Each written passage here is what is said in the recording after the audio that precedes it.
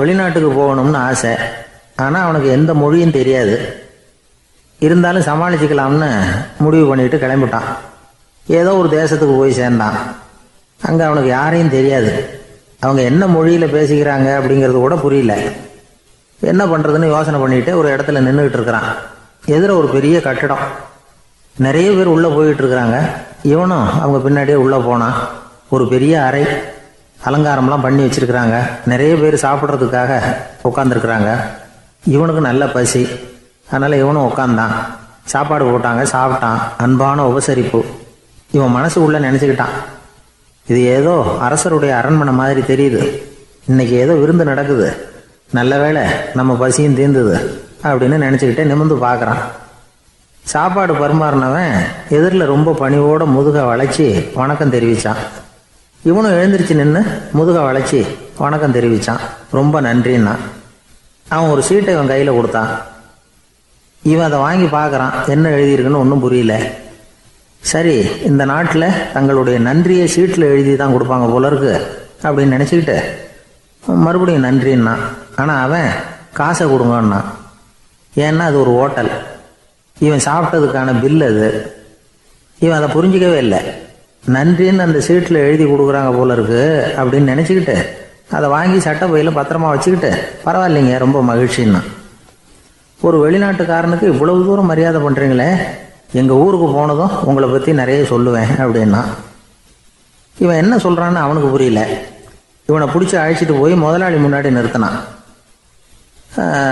நாம் சொன்னதில் இவனுக்கு ரொம்ப பெருமையாக இருக்கணும் போல இருக்கு, அதுதான் பெரிய இடத்துக்கு அழைச்சிட்டு வந்திருக்கிறான் அப்படின்னு இவன் நினச்சிக்கிறான். அவரும் பில்லுக்கான பணத்தை கொடுங்கிறாரு. பரவாயில்லைங்க ரொம்ப மகிழ்ச்சி நன்றிங்கிறான் இவன். அவரு பார்த்தார், இவனை நீதிமன்றத்துக்கு அனுப்பி வச்சுட்டார். இவன் என்ன நினச்சிக்கிட்டான், நம்மளை இந்த ஊர் ராஜா முன்னாடியே அழைச்சிக்கிட்டு வந்து நிறுத்தி இருக்கிறாங்க போல இருக்கு, என்ன ஒரு பெருந்தன்மை அப்படின்னு நினச்சிக்கிறான். நீதிபதி சொன்னார், சாப்பிட்டதுக்கான பணத்தை கொடுத்துரு, இல்லைன்னா அதுக்கான தண்டனையை அனுபவிக்க வேண்டி இருக்கும்னார். ராஜாவே நமக்கு நன்றி சொல்கிறாரு போல இருக்கு அப்படின்னு நினச்சிக்கிறான் இவன். என் மகிழ்ச்சிக்கு எல்லையே இல்லைங்க அப்படின்னா. அவர் பார்த்தார், இவனுக்கு தண்டனை கொடுக்க வேண்டியது தான் அப்படின்னு முடிவு பண்ணார். உடனே தீர்ப்பு எழுதினார். இவனை கழுதையில் பின்புறமாக உட்கார வைங்க, இவன் ஒரு மோசடிக்காரன் அப்படின்னு ஒரு போர்டு எழுதி அவன் கழுத்தில் மாட்டுங்க, அப்புறம் அந்த கழுதையை ஊர் பூரா விரட்டுங்க அப்படின்னார். இவனுக்கு தான் மொழி புரியலையே, ஏதோ நடக்குது அப்படிங்கிறது மட்டும் புரியுது. எல்லாரும் சேர்ந்து இவனை ஒரு கழுதை மேலே உட்கார வச்சாங்க. ஓஹோ, நம்மளை பாராட்டி ஒரு ஊர்வலம் நடத்துகிறாங்க போல இருக்கு அப்படின்னு நினச்சிக்கிறான் இவன். எல்லாரும் சத்தம் போட்டுக்கிட்டே கையை தட்டிக்கிட்டு கழுதை பின்னாடி ஓடி வர்றாங்க. இவனுக்கு ரொம்ப உற்சாகமாக இருக்குது. எல்லாருக்கும் கை கூப்பி வணக்கம் சொல்லிக்கிட்டே போகிறான். கூட்டத்தில் திடீர்னு ஒரு தெரிஞ்ச முகம் தெரியுது. அவனுடைய தேசத்தை சேர்ந்த ஒரு ஆள் அவன். அவனை பார்த்ததும் இவனுக்கு ரொம்ப உற்சாகம். நம்ம ஊருக்கு போனதும் இங்கே நமக்கு கிடைச்ச மரியாதையெல்லாம் உண்மைதான்னு சொல்கிறதுக்கு ஒரு சாட்சியும் கிடைச்சிட்டுது அப்படின்னு நினச்சிக்கிறான்.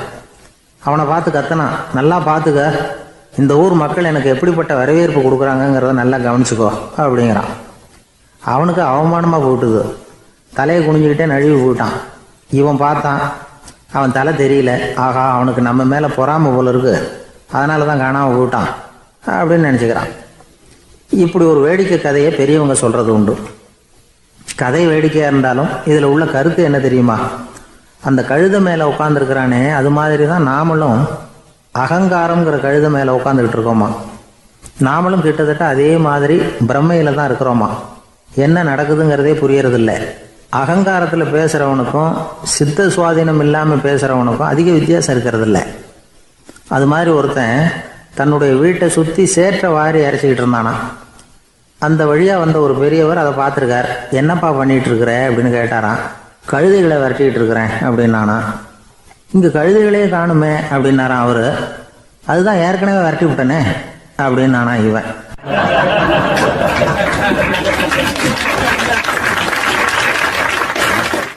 ஒரு ஊரில் 4 நண்பர்கள் இருந்தாங்க. 4 பேரும் சோம்பேறிகள். 4 பேருக்கும் எந்த வேலையும் செய்யறதுக்கு உடம்பு வளையறதில்லை. இருந்தாலும் சோம்பேறித்தனத்தில் ஒருத்தருக்கு ஒருத்தர் கொஞ்சம் வித்தியாசம் உண்டு. அதுக்கு தகுந்த மாதிரி அவங்களுக்கு பேர் அமைஞ்சு போச்சு.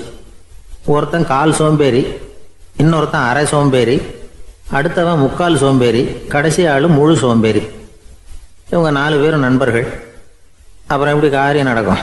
4 பேரும் ஒரு வீதியில் அப்படியே நடந்து போய்கிட்டு இருக்கிறாங்க. நல்ல பசி. எங்கேயாவது சோறு போடுவாங்களா அப்படின்னு பார்த்துக்கிட்டே வந்தாங்க. அவங்க வந்த வழியில் ஒரு ரூபா காசு கிடந்தது தரையில். அவங்க கண்ணில் அது பட்டுது. ஆனாலும் அதை குனிஞ்சு எடுக்கணுமே, அதுக்கு சோம்பேறித்தனம். முழு சோம்பேறி பார்த்தான். பக்கத்தில் வந்துக்கிட்டு இருந்த முக்கால் சோம்பேறிக்கிட்ட சொன்னானா, டேய் அதை கொஞ்சம் குனிஞ்சு எடுறா அப்படின்னானா.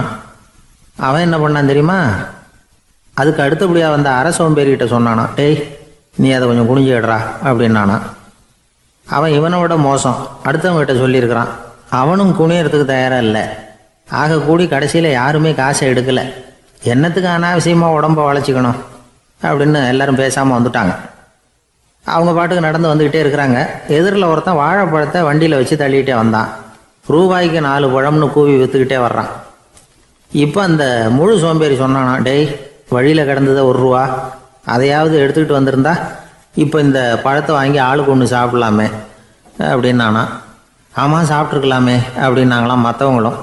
ஆனாலும் திரும்பி போய் அதை எடுக்கணும்னு யாருக்கும் தோணலை. பேசாமல் சோர்ந்து போய் நடந்து வந்தாங்களாம். இருட்டி போச்சு. வழியில் ஒரு கோவில். சரி இங்கேயே படுத்து தூங்குவோம் அப்படின்னா ஒருத்தன். அதுதான் சரின்னாங்க மற்றவங்களும். அப்படியே மண்டபத்தில் படுத்துட்டாங்க. கோவில் அர்ச்சகர் வேலையெல்லாம் முடிச்சு விட்டு வெளியில் வந்திருக்காரு. இவங்கள பார்த்தாராம். ஏன் இப்படி சோர்ந்து போய் கிடக்குறீங்க அப்படின்னு விசாரிச்சிருக்காரு. 2 நாளாச்சுங்க நாங்கள் சாப்பிட்டு அப்படின்னாங்களாம். அவர் உடனே ஐயோ பாவம் அப்படின்னு சொல்லி பானை, விறகு, அரிசி, தண்ணி எல்லாம் கொடுத்து நீங்களே சமையல் பண்ணி சாப்பிட்டுக்குங்க அப்படின்னு சொல்லிவிட்டு போயிட்டார். இந்த 4 பேருக்கும் சமையல் பண்ணி சாப்பிட்ணும்னு ஆசையாக தான் இருந்தது. ஆனால் அடுப்பு பற்ற வைக்கணுமே, அதுக்கு தீப்பெட்டி வேணுமே. தீப்பெட்டி இல்லை. இப்போ முழு சோம்பேறி ஆரம்பித்தான். அடுத்தவனை பார்த்து, டேய் கடைக்கு போய் ஒரு தீப்பெட்டி வாங்கிட்டு வாயேன் அப்படின்னு நானான். அவன் வழக்கம் போல் அடுத்தவங்ககிட்ட சொல்லியிருக்கான். அவன் அதுக்கு அடுத்தவங்ககிட்ட சொல்லியிருக்கிறான். கடைசியாக கால் சோம்பேறிக்கிட்ட வந்து சேர்ந்தது. அவனும் அது நம்மால் முடியாது அப்படின்னு பேசாமல் இருந்துட்டான். இப்போ தீப்பெட்டி வேணுமே, அதுக்கு என்ன பண்ணுறது? அவங்களுக்குள்ளே பேசி ஒரு முடிவுக்கு வந்தாங்களாம். அதாவது யார் முதல்ல வாயை திறந்து பேசுகிறாங்களோ அவங்க தான் தீப்பெட்டி வாங்கிறதுக்கு போகணும் அப்படின்னு. அவ்வளவுதான். உடனே 4 பேரும் வாயை கெட்டியாக மூடிக்கிட்டு படுத்துக்கிட்டாங்க. அவங்க சமையல் பண்ணி சாப்பிட்டாங்களா என்ன அப்படிங்கிறது அர்ச்சகருக்கு தெரியல. சரி பார்த்துட்டு வரலாமேன்னு வந்தார். வந்து பார்க்குறாரு, இவங்க 4 பேரும் அசையாமல் படுத்து கிடக்குறாங்க. அர்ச்சகர் பயந்துட்டார். ஒருவேளை பசி தாங்காமல் செத்து போட்டாங்களோ அப்படிங்கிற பயம், அல்லது நாம் கொடுத்த உணவுப் பொருளில் ஏதாவது விஷம் கலந்துருக்குமோ அப்படின்னும் பயந்தார். அப்படின்னா நம்ம மேலே பழி வந்துருமே அப்படின்னு நினச்சி நடுங்க ஆரம்பிச்சுட்டார். அப்புறம் அவரும் ஒரு முடிவுக்கு வந்தாராம். கோவிலுக்கு பக்கத்துலேயே ஒரு பெரிய குழி இருந்தது. அதில் ஒவ்வொருத்தரையாக இழுத்துக்கிட்டு போய் போட்டார். கொஞ்சம் மண்ணை தள்ளினார். காலால் மிதித்தார். அவர் மிதித்த மிதி ஒருத்தன் அடி வயத்தில் போட்டுவிட்டுது. அவன் உடனே வலி தாங்காமல் ஐயோ அம்மான்னு அலறினான். உடனே நடந்தது என்ன தெரியுமா? மற்ற 3 பேரும் துள்ளி எழுந்திரிச்சாங்களாம். அவனை பார்த்து நீ தாண்டா தீப்பெட்டி வாங்க போகணும், நீ தாண்டா வாங்க போகணும், நீ தான் சத்தம் போட்ட அப்படின்னு சொல்லி ஆரம்பிச்சிட்டாங்களாம்.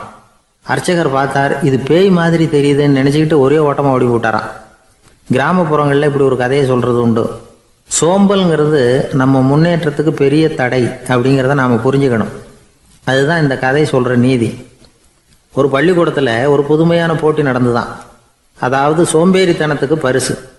அதில் 2வது பரிசு யாருக்குன்னு அறிவித்தாங்க. ஒரு பையன் எழுந்திரிச்சு மெதுவாக நடந்து போய் பரிசை வாங்கிட்டான். அடுத்தது முதல் பரிசு யாருக்கு அப்படின்னு அறிவிச்சாங்களாம்.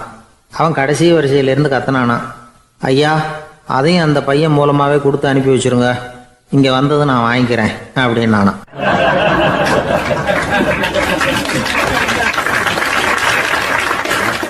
ஒரு ஊரில் ஒரு ராஜா இருந்தார். அவர் ஒரு நாள் காலையில் அரண்மனையில் மேல் மாடத்தில் வந்து நின்றுக்கிட்டு இருந்தார். அப்போ ஒரு ஆள் வீதியில் ரொம்ப வேகமாக ஓடிக்கிட்டு இருக்கான். அதை ராஜா கவனித்தார். அவன் மனசில் ஏதோ ஒரு தவிப்பு இருக்குங்கிறத புரிஞ்சுக்கிட்டார். உடனே அரண்மனை சேவகர்களை கூப்பிட்டார். அந்த ஆளை இங்கே அழைச்சிட்டு வாங்க அப்படின்னார். இவங்க ஓடி போய் அந்த ஆளை அழைச்சிட்டு வந்தாங்க. மன்னர் முன்னாடி நிறுத்தினாங்க. மன்னர் அவனை நிமிர்ந்து பார்த்தார். எதுக்காக இவ்வளவு வேகமாக ஓடிக்கிட்டு இருக்கிற அப்படின்னு கேட்டார்.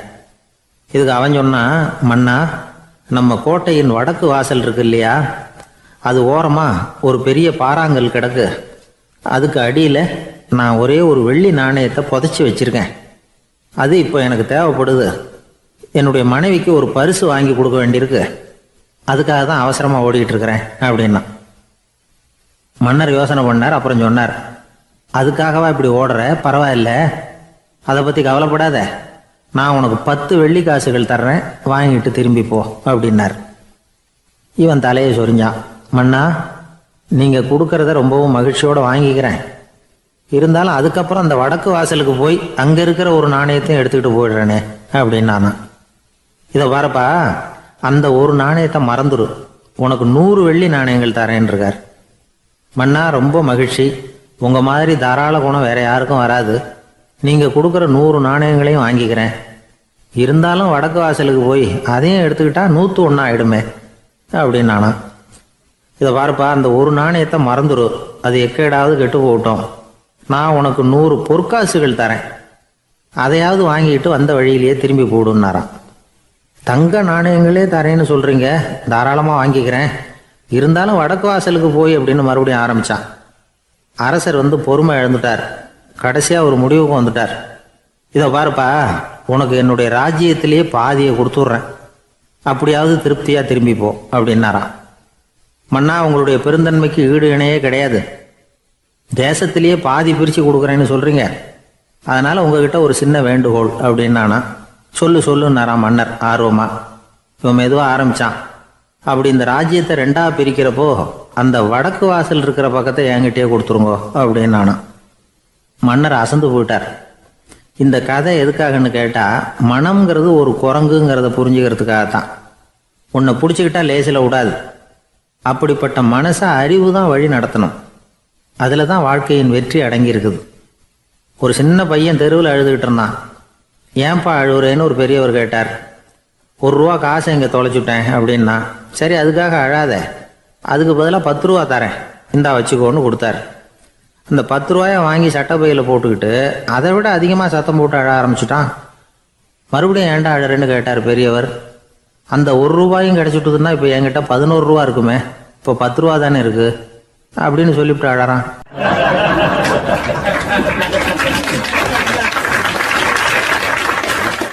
என்னுடைய நண்பர் ஒருத்தர், அவருக்கு ஜாதகத்தில் நம்பிக்கை உண்டு. அவரே ஜோசியம்லாம் பார்ப்பார். என்ன சார், இந்த காலத்தில் இதையெல்லாம் நம்பிக்கிட்டு இருக்கீங்களே அப்படின்னு கேட்டால், உங்களுக்கு ஒன்றும் தெரியாது சார். இந்த உலகத்தில் ஒவ்வொருத்தரும் அவங்கவங்க செய்கிற நல்லது கெட்டதுக்கு தகுந்த பலனை அனுபவிச்சே தீரணும் பார். அது மட்டும் இல்லை, ஒருத்தர் செத்துட்டா கூட அவன் செஞ்ச பாவ புண்ணியங்கள் கூடவே போய்கிட்டு இருக்கோம் பார். அது எப்படி கூட போவோம் அப்படின்னு குதர்க்கமாக கேட்டால், அதுக்கு அவர் ஒரு கதை சொன்னார். அது ரொம்ப சுவாரஸ்யமாக இருந்தது. அது என்ன கதைன்னா, ஒரு ஊரில் ஒருத்தர் இருந்தாராம். அவர் ஜோசியம் பார்க்குறதுல ரொம்ப கெட்டிக்காரரான். ஒருத்தருடைய தலைமுடியை மட்டும் அவர்கிட்ட காட்டினா போதும், அதை மட்டும் பார்த்துட்டு அவருடைய ஜாதகத்தையே அலசி விடுவாராம். அப்பேற்பட்ட திறமை. அந்த ஆள் ஒரு சமயம் கன்னியாகுமரி கடற்கரைக்கு போயிருந்திருக்கார். அங்கே கரை ஓரமாக ஒரு மண்டை ஓடு கிடந்திருக்கு. அதை எடுத்து பார்த்துருக்கார்.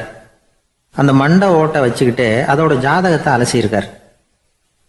இந்த மண்டை ஓட்டுக்கு உரிய ஆசாமி வாழ்க்கையில் ரொம்ப கஷ்டப்பட்டிருக்கணும், நிறைய கஷ்டத்தை அனுபவிச்சிருக்கணும். அது தாங்க முடியாமல் தான் கடலில் விழுந்து தற்கொலை பண்ணிகிட்டு இருக்கான் அப்படிங்கிறத அவர் கணிச்சுட்டார்.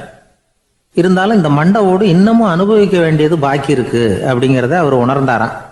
அது சரி, ஒருத்தன் உயிரோடு இருக்கிற வரைக்கும் நல்லது கெட்டதை அனுபவிக்க முடியும், செத்ததுக்கு அப்புறமும் பாக்கி இருக்குன்னா அதை எப்படி அனுபவிக்கிறது?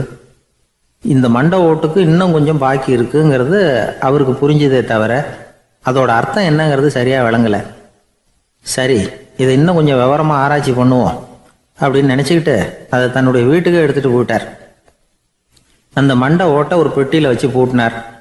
தன்னுடைய தனி அறையில் அதை பத்திரமா வச்சுக்கிட்டார். தினமும் ராத்திரி ஆனதும் தன்னுடைய மனைவியை பார்த்து, நீ போய் பூஜை அறையில் தனியாக படுத்துக்க அப்படின்னு சொல்லிவிட்டு தினம் ராத்திரி 12 மணிக்கு பெட்டியை திறந்து அவர் பார்ப்பார். மண்டை ஓடு அப்படியே இருந்தது தவிர இன்னும் கொஞ்சம் பாக்கி இருக்குங்கிறதுக்கு அர்த்தம் அவருக்கு விளங்கலை. அந்த மண்டை ஓட்டுக்கு இன்னும் என்ன பாக்கி இருக்க போகுது? எப்படியோ ஒரு 10 நாள் போச்சு. அந்த வீட்டம்மாவுக்கு சந்தேகம் வந்துட்டுது. நம்ம வீட்டுக்காரரு நம்மளை தனியாக ஏன் தூங்க சொல்கிறார் அப்படிங்கிற சந்தேகம். உடனே பக்கத்து வீட்டு அம்மா கிட்ட விஷயத்தை சொல்லியிருக்கிறாங்க. அந்த அம்மா உடனே, நீ கவலைப்படாத, நான் கண்டுபிடிச்சி சொல்கிறேன் அப்படின்னு சொல்லிவிட்டாங்களாம். அன்னைக்கு ராத்திரியே ஜன்னல் வழியாக எட்டி பார்த்துருக்குறாங்க. இந்த ஆள் மண்டை ஓட்டை கையில் வச்சுக்கிட்டு அது திருப்பி திருப்பி பார்த்துக்கிட்டு இருக்கிறான். அதை பார்த்துட்டாங்க. மறுநாள் காலையில் அவரோட மனைவியை பார்த்தாங்க. ஏம்மா, உன் வீட்டுக்காரருக்கு நீ முதல் மனைவியா ரெண்டாவது மனைவியா அப்படின்னு கேட்டாங்களாம். எனக்கு தெரிஞ்ச வரைக்கும் நான் ஒருத்தி தான் அவருடைய மனைவி அப்படின்னாங்களாம் அவங்க. அப்படி இல்லை, நீ அவருக்கு ரெண்டாவது மனைவி. முதல் மனைவியின் மண்டை ஓட்டை தான் அவர் தினமும் ராத்திரியில் எடுத்து பார்த்துக்கிட்டு இருக்கிறார் அப்படின்னாங்க அடுத்த வீட்டு அம்மா. அப்படியா விஷயம் அப்படின்னு சொல்லிவிட்டு கணவன் வீட்டில் இல்லாத நேரமாக பார்த்து அந்த மண்டை ஓட்டை எடுத்து கொண்டாந்து ஒரு உரலில் போட்டு உலக்கையால் குத்தி நொறுக்க ஆரம்பிச்சிட்டாங்க. வெளியில் போயிருந்த அந்த ஆள் அப்போ தான் உள்ளே நுழைஞ்சார். மண்டை ஓடு உலக்கை கிட்ட குத்து வாங்கிக்கிட்டு இருக்கு. அது அனுபவிக்க வேண்டியது இன்னும் கொஞ்சம் பாக்கி இருக்குங்கிறதுக்கு அர்த்தம் எனக்கு இப்போ தான் புரிஞ்சுது அப்படின்னாராம் அவர். இந்த கதையிலேருந்து நாம் இன்னொரு நீதியையும் புரிஞ்சுக்கணும். அதாவது நம்ம வீட்டை பற்றி நமக்கு புரியாததெல்லாம் அடுத்த வீட்டுக்கு.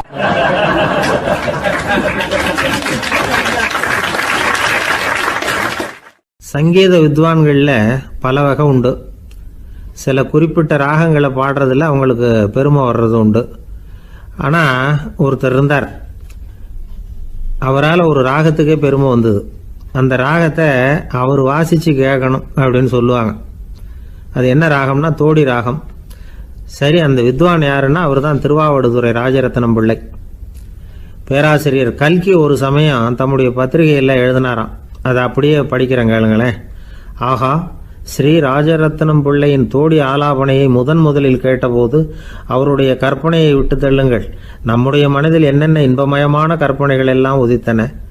குழந்தை தாயிடம் கொஞ்சம் குரலை கேட்டோம், அன்னை குழந்தையிடம் கொஞ்சம் குரலை கேட்டோம், ரதியும் மன்மதனும் பேசிக்கொண்ட காதல் மொழிகளை கேட்டோம், முருகன் சிவபெருமான் செவிகுளிர மொழிந்த உபதேசத்தை கேட்டோம், கலைமகள் கவிஞனுக்கு அருளிய ஆசி மொழிகளை கேட்டோம், நாரத முனிவருடைய தம்பூரா சுருதியை கேட்டோம், ராவணன் தன் எலும்பை ஒடித்து வீணையாகச் செய்து வாசித்த கானத்தை கேட்டோம், கானப்பறவைகளின் கலகல ஒலியை கேட்டோம், கோல குயில்களின் குரல் இனிமையை கேட்டோம். இப்படிலாம் பேராசிரியர் கல்கி விமர்சனம் எழுதியிருக்கிறார் திருவாவடுதுறை ராஜரத்னம் பிள்ளை அவர்களுடைய வாசிப்பை கேட்டுட்டு. டி.என். ராஜரத்னம் பிள்ளை இறந்து போனார். அப்போ கவிஞர் கண்ணதாசன் எழுதினார், செவியனில் ஓடி எங்கள் சிந்தையில் ஓடி இந்த புவியெல்லாம் ஓடி நின்பார் பொங்கிய தோடி வேறிங்கு எவரிடம் போகும் ஐய இனி அதை காப்பார் யாவர் அவிந்தனின் சடலத்தோடே அவிந்தது தோடிதானும் அப்படின்னு எழுதினாராம். அந்த அளவுக்கு அவருடைய தோடியை ரசித்தவர்கள் உண்டு. அதே மாதிரி தோடின்னா என்னன்னு தெரியாமலே அவரை ரசித்தவங்களும் அந்த காலத்தில் உண்டு. அதாவது ஒரு பெரிய சபையில் இவர் வாசிச்சுக்கிட்டு இருக்கிறார். பாதியில் ஒரு பெரிய மனுஷன் உள்ளே வந்தார்.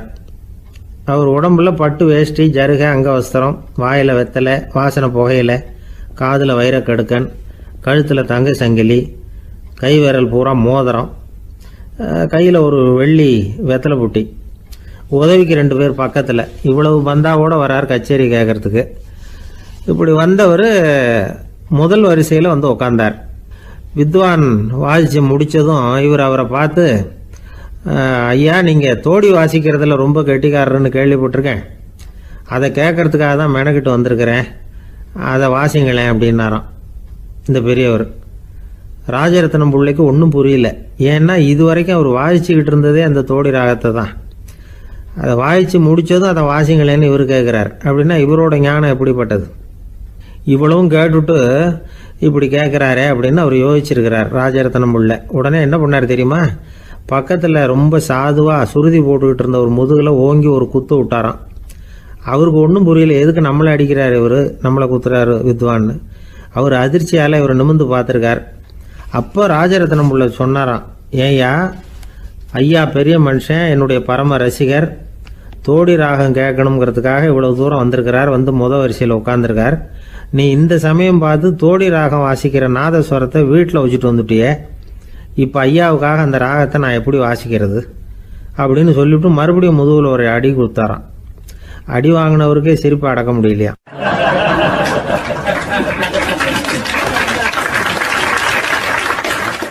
ஒரு ஊரில் ஒரு ஆள் இருந்தான். நிறைய பணம் சேர்த்தான். அவனுக்கு சம்பாதிக்க தெரியுமே தவிர செலவு பண்ண தெரியாது. மகா கஞ்சன். காசை கையில் எடுக்கவும் மாட்டான். எடுத்தால் செலவு செய்ய வேண்டியிருக்குமே. அதனால் இப்படியே அவன் காலத்தை ஓட்டி விட்டான். வயசாகிட்டுது.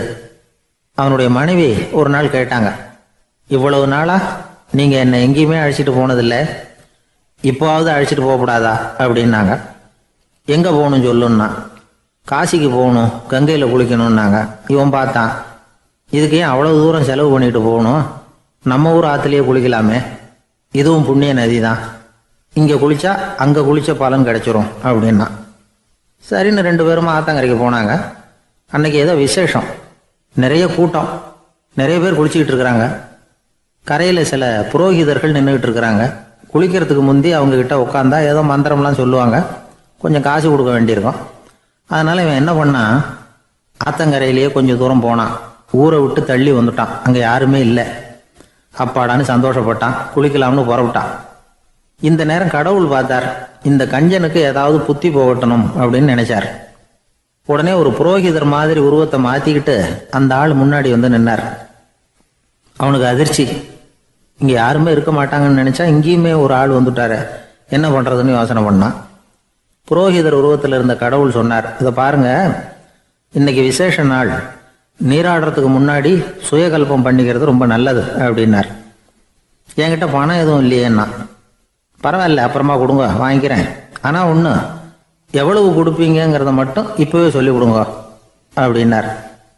இவன் ரொம்ப யோசனை பண்ணான். ஒரு 10 பைசா தரேன் அப்படின்னா. சரின்னு ஒத்துக்கிட்டு எல்லா கிரியைகளையும் அவர் செஞ்சார். அதுக்கப்புறம் கணவனும் மனைவியும் ஆற்றுல குளிச்சாங்க. அவர் போயிட்டார். கொஞ்ச நாள் கழித்து அவன் வீட்டுக்கு வந்தார் கடனை வசூல் பண்ணுறதுக்கு. வாசலில் நின்றுக்கிட்டு இருந்த அவன் மனைவி இவரை பார்த்ததும் தயங்க ஆரம்பித்தாங்க. அந்த அம்மா கிட்ட விஷயத்த சொன்னார். அந்த அம்மா ஓடி போய் உள்ளே இருக்கிற தன்னுடைய கணவர்கிட்ட சொன்னாங்க. அவன் யோசனை பண்ணான், இப்போ வெளியில் போனால் அவனுக்கு 10 காசு கொடுக்க வேண்டியிருக்கும், அதனால் எனக்கு காய்ச்சல்னு அந்த ஆளுகிட்ட சொல்லிவிடு, இன்னொரு சந்தர்ப்பத்தில் என்னை வந்து பார்க்க சொல்லு அப்படின்னா. அந்த அம்மா போய் சொன்னாங்க. அப்படிங்களா, அப்படின்னா அவரை நான் உடனே போய் பார்க்கணுமே அப்படின்னு உள்ளே நுழைய ஆரம்பித்தார். அவங்க மறுபடியும் இருங்க தான் வரேன்னு சொல்லிவிட்டு உள்ள ஓடி விஷயத்த சொன்னாங்க. இது எதுடா வம்பா போச்சு அப்படின்னு பார்த்தான். மனைவியை கிட்டத்தில் கூப்பிட்டான். இதோ பாரு, ஜன்னி கண்டு நான் இறந்து போயிட்டதா சொல்லிவிடு அப்படின்னா சொன்னாங்க.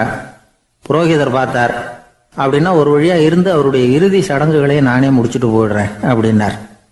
உள்ளே இருந்தவன் யோசனை பண்ணான், அந்த ஆள் என்னை விடமாட்டான் போல இருக்கு, அதனால் ஒரு சவப்பெட்டியில் என்னை வச்சு தூக்கிக்கிட்டு மயானத்துக்கு போங்க, பார்த்துக்கலாம் அப்படின்னா. புரோகிதரும் விடுற மாதிரி இல்லை, கூடவே நடந்து போயிட்டு இருக்கிறார். அங்கே இறக்கி சடங்குகளை முடிச்சுட்டு தீ வைக்கிற நேரம் பொட்டிக்குள்ளே இருந்த நம்ம ஆள் அலறி அடிச்சுட்டு வெளியில் ஓடி வந்தான். புரோகிதர் உருவத்தில் இருந்த கடவுள் சிரிச்சார், தன்னுடைய சுய உருவத்தை காட்டினார். அதுக்கப்புறம் அவனை கூப்பிட்டு, இதை பார்ப்பா, ஏன் இப்படி அல்லாடுற, ஏதாவது வர வேணும்னா கேள் தரேன் அப்படின்னார். அவன் யோசனை பண்ணான். பகவானே, ஒரே ஒரு வரம் தான் உங்ககிட்ட கேட்கணும்னா. என்ன வேணும் கேளுன்னார்.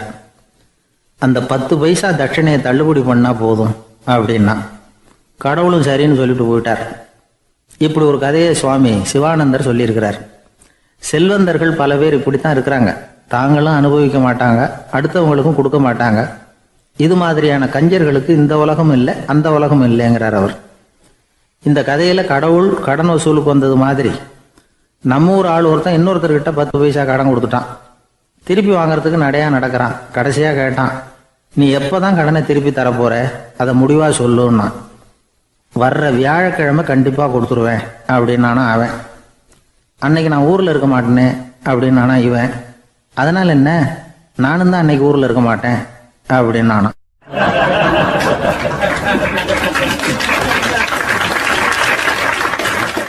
எனக்கு இது மட்டும்தான் சார் தெரியும், இதை தவிர வேற எதுவும் தெரியாது அப்படின்னு சொல்லிக்கிட்டே காலம் தள்ளுறவங்க ரொம்ப பேர். அவங்கெல்லாம் கஷ்டப்பட வேண்டியிருக்கும். ஒருத்தர் தன்னுடைய தொழிலில் ரொம்ப கெட்டிக்காரராக இருக்கலாம், அதுக்காக எப்பவும் அதே ஞாபகத்தில் இருந்துக்கிட்டு உலகியல் அறிவு இல்லாமல் இருந்துடக்கூடாது, அது ஆபத்து. இதுக்காக நம்ம தாத்தா பாட்டிலாம் ஒரு கதை சொல்லுவாங்களே, கேள்விப்பட்டிருக்கீங்களா? ஒரு சமயம் ஒரு 4 பேர் சேர்ந்து வெளியூருக்கு பிரயாணம் போனாங்களாம். அந்த 4 பேர் எப்படி தெரியுமா? ஒருத்தர் வேதாந்தி, இன்னொருத்தர் சங்கீத வித்வான், 3வது ஆள் வைத்தியர், 4வது ஆள் ஜோசியர். இவங்க 4 பேரும் நண்பர்கள். அதனால் சேர்ந்து புறப்பட்டாங்க. வழியில் ஒரு ஊரில் தங்கினாங்க. இருட்டி போச்சு. அதனால் இன்றைக்கி ராத்திரி இங்கேயே தங்கி இருந்துட்டு நாளைக்கு புறப்படலாம் அப்படின்னு தீர்மானம் பண்ணாங்க. சாப்பாட்டுக்கு என்ன பண்ணுறது, அங்கேயே கடத்தெருவுக்கு போய் சாமான்லாம் வாங்கியாந்து சமைச்சு சாப்பிட்லாம்னு முடிவு பண்ணாங்க. 4 பேர் இருக்கிறதுனால ஆளுக்கு ஒரு காரியமாக செய்யலாம் அப்படின்னு வேலையை பிரிச்சுக்கிட்டாங்க. வைத்தியர் கரிகாய் வாங்க போனார், வேதாந்தி எண்ணெய் வாங்க போனார், ஜோசியர் பலசரக்கு வாங்க போனார், சங்கீத வித்வானுக்கு சமைக்கிற வேலை. எல்லாம் சரி, ஆனால் நடந்தது என்ன தெரியுமா? கடைத்தெருவுக்கு காய்கறி வாங்க போனார்ல வைத்தியர், அங்கே போய் மார்க்கெட்டில் பார்த்தார். ஒவ்வொரு கறிகாயாக எடுத்து பார்த்தார். இது பித்தம், உடம்புக்கு ஒத்துக்காது, இது வாயு, உடம்பு ஒத்துக்காது அப்படின்னு ஒவ்வொன்றா தள்ளினார். கடைசியில் ஒன்றுமே தேரல, வெறுங்கையோடு திரும்பி வந்துக்கிட்டு இருக்கிறார். எண்ணெய் வாங்க போனார் வேதாந்தி, அவர் ஒரு தொன்னையில் எண்ணெயை வாங்கினார். பேசாமல் அதை எடுத்துகிட்டு வர வேண்டியது தானே, முடியல. அவருடைய வேதாந்த மூளை சிந்திக்க ஆரம்பிச்சுட்டுது. இந்த தொன்னைக்கு எண்ணெய் ஆதாரமா அல்லது எண்ணெய்க்கு தொன்னை ஆதாரமா அப்படிங்கிற ஆராய்ச்சியில் இறங்கினார். என்னாச்சு தெரியுமா? அப்படி கவுத்து பார்த்தார். வாங்கின எண்ணெய் பூராவையும் வழியில் கொட்டிவிட்டு வெறும் தொண்டையோடு சேர்ந்தார். பலசரக்கு வாங்க போனார் ஜோசியர், அவர் ஒரு வழியில் பார்த்தாரு. வழியில் வந்தவங்களெல்லாம் அங்கங்கே ஒரு மரத்தடியில் உட்கார வச்சு அவங்களுக்கெல்லாம் ஆர்வம் சொல்ல ஆரம்பிச்சிட்டார். அப்படி ஒவ்வொருத்தராக சொல்லி முடிச்சுட்டு கடத்தருக்கு போய் சேர்ந்தார். இவர் அங்கே போய் சேர்றதுக்குள்ளே ரொம்ப நேரம் ஆகிட்டுது. கடையெல்லாம் பூட்டி விட்டு போயிட்டாங்க. என்ன செய்கிறது? அவரும் வெறுங்கையோடு திரும்பி சேர்ந்தார். சரி, இவங்க கதை தான் இப்படி ஆச்சு. அங்கே சமைக்கிறதுக்காக உட்காந்துருந்தார் சங்கீத வித்வான், அவர் கதை என்னாச்சு தெரியுமா? அங்கே அவர் அடுப்பை பற்ற வச்சு ஒலையை கொதிக்க வச்சார். அதாவது ஒரு பானையில் தண்ணியை ஊற்றி அடுப்பில் வச்சார். அது கொதிக்க ஆரம்பிச்சிது. தண்ணி கொதிக்கிற சத்தம் இருக்குதுல்ல, அது இவருக்கு தாளம் போடுறது மாதிரி இருந்தது. ஒரே குஷி, பாட ஆரம்பிச்சிட்டார். பாடிக்கிட்டே உற்சாகமாக கையில் இருந்த கரண்டியால் அந்த பானையில் தட்டினார், தாளம் போடுறதா நினச்சிக்கிட்டு. அவ்வளவுதான், பானை பட்டுன்னு உடஞ்சி போச்சு. தலையில் கையை வச்சுக்கிட்டு அவரும் உட்காந்துட்டார். எந்த தொழில் தெரிஞ்சாலும் சரி, அதை புத்திசாலித்தனமாக பயன்படுத்த தெரியலன்னா ஆபத்து தான். அதுக்காக தான் இந்த கதை. ஒரு பஸ்ஸு டிரைவர் ரொம்ப கெட்டிக்காரரு. பஸ்ஸை ரொம்ப திறமையாக ஆபத்து இல்லாமல் ஓட்டினதுக்காக பரிசுலாம் வாங்கினவர். அவரே ஒரு படகு ஓட்டுறதுக்காக அழைச்சிட்டு போயிருக்கிறாங்க, மோட்டார் படகு. அதையும் ரொம்ப திறமையாக தான் ஓட்டிகிட்டு போயிருக்கிறாரு. நடுக்கடலில் போனதும் படகு நின்று போச்சு. மோட்டாரில் ஏதோ கோளாறு. என்ன செய்யலாம் அப்படின்னு அந்த டிரைவரை கேட்டிருக்கிறாங்க படகுல இருந்தவங்கெல்லாம். அப்போ அவர் சொன்னாராம், கவலைப்படாதீங்க, ஒன்றும் பிரச்சனை இல்லை, எல்லாரும் கொஞ்சம் கீழே இறங்கி பின்னாடி தள்ளுங்க, மோட்டார் ஸ்டார்ட் ஆகிடும் அப்படின்னாராம்.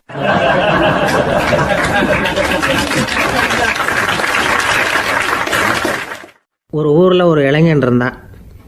ஒரு நாள் அவன் ஒரு குருவை தேடிட்டு புறப்பட்டான். ஊரை விட்டு வெளியில் போனான். போகிற வழியில் ஒரு காடு. அந்த காட்டில் ஒரு மரத்தடியில் ஒரு பெரியவர் உட்காந்துருக்கிறார். அமைதியாக மௌனமாக அவர் அமர்ந்திருக்கிறார். இந்த பெரியவரை விசாரிக்கலாம், குருவை தேடி கண்டுபிடிக்கிறதுக்கு இவர் ஏதாவது ஒரு வழி சொல்லி கொடுப்பார் அப்படின்னு நினச்சிக்கிட்டு அவர் நெருங்கினான். ஐயா, எனக்கு ஒரு குரு தேவை, எங்கே கிடைப்பார்? அவரை எப்படி அடையாளம் கண்டுபிடிக்கிறது? அதை பற்றி ஏதாவது விவரம் சொன்னீங்கன்னா நான் கண்டுபிடிச்சிக்குவேன் அப்படின்ட்டுருக்கான். பெரியவர் நிமிர்ந்து பார்த்தார். தம்பி, அது ரொம்ப சுலபம். அவர் வயசானவராக இருப்பார், என்னை விட சுமார் 30 வயசு அதிகமாக இருக்கும். அவர் ஒரு மரத்தடியில் தான் உட்காந்துருப்பார் அப்படின்ட்டுருக்கான். சரிங்க பெரியவரே, அது என்ன மாதிரியான மரம், எப்படி இருக்கும் அப்படின்னு கேட்டிருக்கான். பெரியவர் அந்த விவரங்களையும் சொல்லியிருக்கிறாரு. அது மட்டும் இல்லை, சந்திக்கிற நாள், நேரம், வினாடி முதற்கொண்டு எல்லா விவரங்களையும் துல்லியமாக சொன்னாராம். இவ்வளவு விவரங்களை இவரால் எப்படி சொல்ல முடியுது அப்படின்னு இவனுக்கு ஆச்சரியம். இருந்தாலும் அந்த பெரியவர் கடைசியாக ஒரு விவரம் சொன்னார். அது என்ன தெரியுமா? எப்படியும் நீ அவரை சந்திக்கிறதுக்கு ஒரு 30 வருஷம் ஆகும் அப்படின்னு சொல்லிவிட்டாராம். ரொம்ப நன்றிங்க பெரியவரே அப்படின்னு சொல்லிவிட்டு அந்த இளைஞன் புறப்பட்டுருக்கான். இப்போ அவனுக்கு குரு பற்றின விவரம் எல்லாம் கிடைச்சிட்டுது, சந்திக்கிற நேரமும் தெரிஞ்சுட்டுது. ஆனால் 30 வருஷம் அவரை தேடி அலைய வேண்டியிருக்குமே. அவன் தேட ஆரம்பித்தான். காடு மலை எல்லாம் சுற்றி அலைஞ்சான். பல வருஷங்கள் தேடினான், அழுத்து போயிட்டான். கடைசியில் அவனுக்கும் வயசாகிட்டுது. கடைசியில் தன்னுடைய சொந்த ஊருக்கே திரும்பி போய்கிட்டு இருந்தான். அங்கே ஒரு மரத்தடியில் அவன் தேடிக்கிட்டு இருந்த குருநாதர் கிடைச்சார். யார் அவருன்னா, 30 வருஷத்துக்கு முன்னாடி வழி சொல்லி கொடுத்தாருல அதே பெரியவர். அவருக்கு இப்போ 30 வயசு அதிகமாக இருந்தது. அதே மரம். அன்னைக்கு பெரியவர் சொன்ன அடையாளம் இப்போ பொருத்தமாக இருந்தது. இப்போ அந்த பெரியவர் சொன்னார், சரியாக வந்து சேர்ந்துட்டேன், வா, உனக்காக தான் நான் இவ்வளவு காலமும் காத்துக்கிட்டு இருந்தேன் அப்படின்னாராம். என்ன சொல்கிறீங்கன்றிருக்கான். 30 வருஷத்துக்கு முன்னாடி என்கிட்ட வந்தியே, அப்போவே என் காலம் முடிஞ்சு போயிருந்தது. அப்போவே என்ன உனக்கு அடையாளம் தெரியல, அதனால் இவ்வளவு காலம் உனக்காக காத்துட்ருக்கும்படி ஆயிட்டுது அப்படின்னாராம். ஐயா அப்போவே நீங்கள் சொல்லியிருக்கலாமே, இதுதான் 30 வருஷம் கழித்து நீ சந்திக்க போகிற இடம், நான் தான் உன்னுடைய குரு அப்படின்னு சொல்லியிருக்கலாமே அப்படின்ட்டுருக்கான். அந்த பெரியவர் சிரிச்சுக்கிட்டே இதுக்கு பதில் சொன்னாராம், நான் எவ்வளவோ விவரமாக தான் சொன்னேன், நீ சரியாக புரிஞ்சிக்கல. காரணம், அப்போது நீ போதுமான அளவுக்கு பக்குவம் பெற்றிருக்கவில்லை. அதனால் புரியும் சக்தி இல்லாமல் போயிட்டுதப்போ 30 ஆண்டு காலம் நீ அலைஞ்சி தெரிஞ்சிருக்கிற. அது காரணமாக இப்போ உனக்கு அந்த பக்குவம் வந்துட்டுது. அதனால தான் அடையாளம் காண முடிஞ்சது, நானே உன்னுடைய குரு அப்படின்னாராம். இதுலேருந்து என்ன தெரியுதுன்னா, ஆன்மீகத்தில் மாணவனாக சேர்றதுக்கு கூட ஒரு பக்குவத்தன்மை தேவைப்படுது. ஒரு பெரிய ஞானி, அவர்கிட்ட சீடனாக இருக்க ஒருத்தன் வந்தான், எதிரில் நின்னான். ஞானி அவனை வெகு நேரம் உற்று பார்த்தார். அப்புறம் சொன்னார், சீடனாக இருக்கிறது ரொம்ப சிரமம்னார். நான் தயாராக இருக்கிறேன்னா. அது இன்னமும் சிரமமாச்சே, இங்கே குருவாக இருக்கிறது மட்டுமே சுலபம் அப்படின்னாராம். அப்படின்னா நான் குருவாகவே ஆயிடுறேன் அப்படின்னானா. இது போலவே இந்த காலத்தில் கதை ஒன்று உண்டு. ஒரு பள்ளிக்கூடத்தில் வகுப்பு ஆசிரியர் மாணவனை திட்டிக்கிட்டு இருந்தார். டேய், நீ 100க்கு 10 மார்க்கு தான் வாங்கிக்கிட்டு இருக்க, இவ்வளவு மோசமாக நீ படித்தா கடைசியில் மாடு மேய்க்கிறது கூட லாய்க்கு இல்லாதவனா ஆகிடுவேன், அதுக்கப்புறம் என்ன செய்ய போகிறேன் அப்படின்னாராம். பையன் தலையை சொரிஞ்சிக்கிட்டே சொன்னானா, சார் அப்படின்னா ஒன்று செய்கிறேன் அப்படின்னானா. இவர் கேட்டிருக்கார், என்ன செய்ய போகிறேன்னு. வேற என்ன சார், உங்களை மாதிரி ஒரு ஆசிரியர் ஆகிடுறேன் அப்படின்னானா.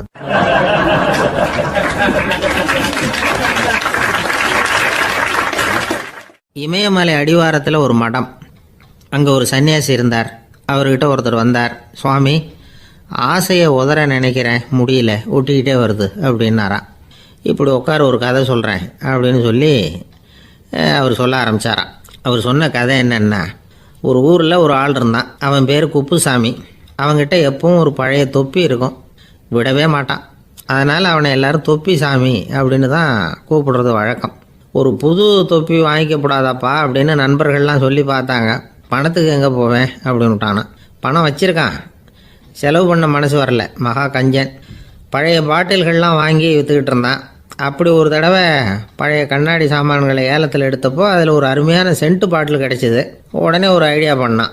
அந்த சென்ட்டை சின்ன சின்ன பாட்டில்களில் அடைச்சி ஜன்னல் ஓரமாக அடுக்கி வச்சுட்டான். அதை விற்றா நிறைய பணம் கிடைக்குமே, அதனால். இதுக்கு இடையில் ஒரு நாள் அவன் அப்படியே உட்காந்துருந்தான். அந்த நேரம் நண்பன் வந்தான். ஏண்டா, உன் பழைய தொப்பியை மாற்றப்படாதா, ஊரில் எல்லோரும் கேலி பேசுகிறாங்களே ஒன்று தொப்பி சாமின்னு அப்படின்னு சொல்லி கேட்டிருக்கான். இந்த சென்ட்டு பாட்டில் விற்றதும் பணம் வரும், அதுக்கப்புறம் பார்க்கலாம் அப்படின்னு நானா. இவன் சரி வா, நீச்சல் குளத்துக்கு போயிட்டு வருவோம் அப்படின்னு கூப்பிட்ருக்கான் நண்பன். 2 பேரும் போனாங்க. அதே நேரம் அந்த ஊர் நீதிபதியும் அங்கே குளிக்க வந்தாராம். அவர்கிட்ட இருந்தது விலை வசந்த ஒரு புது தொப்பி. அதை அங்கே இருந்த ஸ்டாண்டில் மாட்டிவிட்டு குளிக்க போனார். இதுக்கிடையில் குப்புசாமி குளிச்சுட்டு வந்தான். அவனுடைய பழைய தொப்பியை காணலை. அந்த புது தொப்பியை பார்த்தா இது நண்பனுடைய வேலை தான் அப்படிங்கிறதாக புரிஞ்சுக்கிட்டு அதை எடுத்து மாட்டிகிட்டு வந்துட்டான். நீதிபதி குளிச்சுட்டு வந்து பார்க்குறாரு, தொப்பியை காணும். போலீஸில் புகார் கொடுத்தார். அவங்க தேடினாங்க. ஒரு மூலையில் பழைய தொப்பி கிடச்சிது. அடடா, இது நம்ம குப்புசாமியோட தொப்பி இல்லையா அப்படின்னு நானா ஒருத்தன். உடனே அவன் வீட்டுக்கு தேடிட்டு போயிருக்காங்க. அங்கே போய் பார்த்தா புது தொப்பி அங்கே இருக்குது. உடனே அவனுக்கு 1000 ரூபா அபராதம் போட்டாங்களாம். அவன் பணத்தை கட்டிவிட்டு ரொம்ப எரிச்சலோடு வீட்டுக்கு வந்தான். பழைய தொப்பி கண்ணில் பட்டது. மறுபடியும், உன்னால் தானே எனக்கு 1000 ரூபா நஷ்டம் அப்படின்னு சொல்லி அதை எடுத்துக்கிட்டு அப்படி போயிருக்கான். அந்த ஊர் குளத்தில் வீசி எரிஞ்சிட்டு வந்துட்டான். அது மீன் பிடிக்கிற ஒருத்தன் கையில் சிக்கிச்சு. அவன் வர்ற வழியில் அதை எடுத்து வேகமாக வீசி எறிஞ்சான். அது நேராக குப்புசாமி வீட்டு ஜன்னல் வழியாக உள்ளே இந்த சென்ட்டு பாட்டில்கள் மேலே உழுந்து எல்லாம் உடஞ்சி நொறுங்கி போச்சு. குப்புசாமி பார்த்தான். தோட்டத்தில் ஆழமாக ஒரு குழியை வெட்டினான். அந்த தொப்பியை போட்டான், மூடிவிட்டான். இதை அடுத்த வீட்டுக்காரன் பார்த்தான். ஏதோ புதையல் தான் வச்சுருக்கான் போல இருக்குன்னு நினச்சான். போலீஸில் போய் புகார் கொடுத்துட்டான். மறுபடியும் போலீஸ் குழியை தோண்டினாங்க. பழைய தொப்பி மறுபடியும் வெளியில் வந்தது. எல்லோரும் சிரிக்கிறாங்க. அன்னைக்கு ராத்திரியே அந்த தொப்பியை எடுத்துக்கிட்டு நேராக புறப்பட்டான். ஒரு கல்லில் அதை சேர்த்து கட்டி குடிநீர் தொட்டி இருக்கும்ல, அதில் போட்டுட்டு வந்துட்டான். இனிமேல் என்ன பண்ணும் பார்ப்போன்னு. ஒரு நாள் திடீர்னு குழாயெல்லாம் அடைப்பட்டு போச்சு. மாநகராட்சி அலுவலர்கள் என்னன்னு பார்த்தா அந்த பழைய தொப்பி குழாயை அடைச்சிக்கிட்டு இருக்குது. இது குப்புசாமியோட தொப்பிங்கிறது தான் எல்லாருக்கும் தெரியுமே. உடனே குடிநீரை பாழாக்கணத்துக்காக குப்புசாமிக்கு கோர்ட்டு 2500 ரூபா அபராதம் போட்டுவிட்டுது. அதையும் கட்டிவிட்டு வெளில வந்தான். கடைசியாக முடிவு பண்ணான். ஒரு நெருப்பு குச்சியை கிழிச்சான். தொப்பியை கொளுத்தினான். எரிஞ்சுது. எடுத்து வெளில எரிஞ்சான். கொஞ்ச நேரத்தில் தீ அணைப்பு படம் வந்துட்டுது. ஆமாம், இவன் எடுத்து எரிஞ்சது வெளியில் விழுந்து வீட்டு கூரையே பற்றிக்கிட்டு எரிய ஆரம்பிச்சுட்டுது. அவனோட பணத்தாசையும் அதோடு சேர்ந்து எரிஞ்சு போச்சான். இப்படி ஒரு கதை. இந்த கதையை சொல்லி முடித்தார் அந்த இமயமலை அடிவாரத்தில் இருந்த சன்னியாசி. இப்போ அந்த குப்புசாமி எங்கே இருக்கிறான்னு கேட்டார் எதிரில் இருந்தவர். இதோ உன் எதிரிலே இருக்கிறான், நான் தான் அந்த குப்புசாமி அப்படின்னாரான் அந்த சன்னியாசி. அந்த குப்புசாமி கிட்ட இருந்தது மாதிரி ஒரு பழைய தொப்பி நம்ம ஒவ்வொருத்தர்கிட்டையும் உண்டு. அதை எப்படி தொலைக்கிறதுன்னு தெரியாமல் தடுமாறிக்கிட்டு இருக்கிறோம். அது என்ன தொப்பிங்கிறீங்களா? அதுதான் நம்மை சூழ்ந்திருக்கிற மாயை அப்படிங்கிறார் சுவாமி சின்மயானந்தர். மெய்ஞானம் கிடைக்கிறப்போ மாயை எரிஞ்சு போகும் அப்படிங்கிறது அவருடைய கருத்து. நம்மால் ஒருத்தர் வேகமாக ஓடி வந்தார். காலில் மாட்டியிருந்த பழைய செருப்பு ரெண்டையும் ஆவேசமாக தூக்கி ஒரு கிணத்துல போட்டுட்டு வெறுங்காலோடு நடந்து வந்துக்கிட்டு இருக்கிறார். ஏன் அப்படி பண்ணீங்க அப்படின்னு கேட்டோம். அந்த செருப்புக்கு சொந்தக்காரன் பின்னாடி வந்துக்கிட்டு இருக்கிறான், அதனால் அப்படி பண்ணேன் அப்படிங்கிறார் இவர்.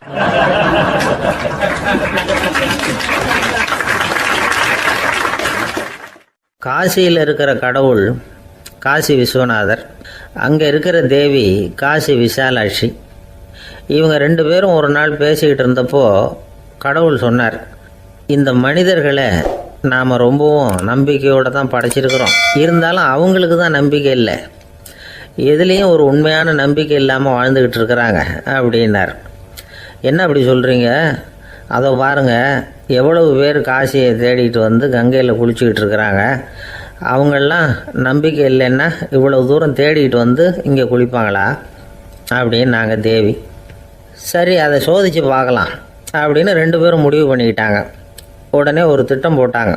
அது எப்படின்னா, நாம் ரெண்டு பேருமே பக்தர்கள் மாதிரி உருவத்தை மாற்றிக்கிட்டு கங்கை கரைக்கு போக வேண்டியது. நான் கங்கையில் இறங்கி குளிக்கிறேன். கொஞ்ச நேரத்தில் சுழலில் மாட்டிக்கிட்டது மாதிரி நடிக்கிறேன்.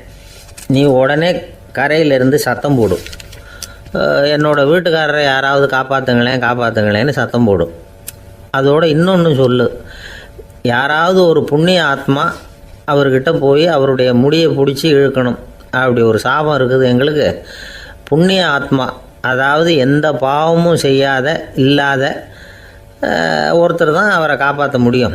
அப்படிப்பட்டவங்க யாராவது வெள்ளத்தில் குதிச்சு என்னுடைய கணவரை காப்பாற்றுங்கோ அப்படின்னு நீ சத்தம் போடு, கூச்சல் போடு, என்ன நடக்குதுன்னு பார்க்கலாம் அப்படின்னார் கடவுள்.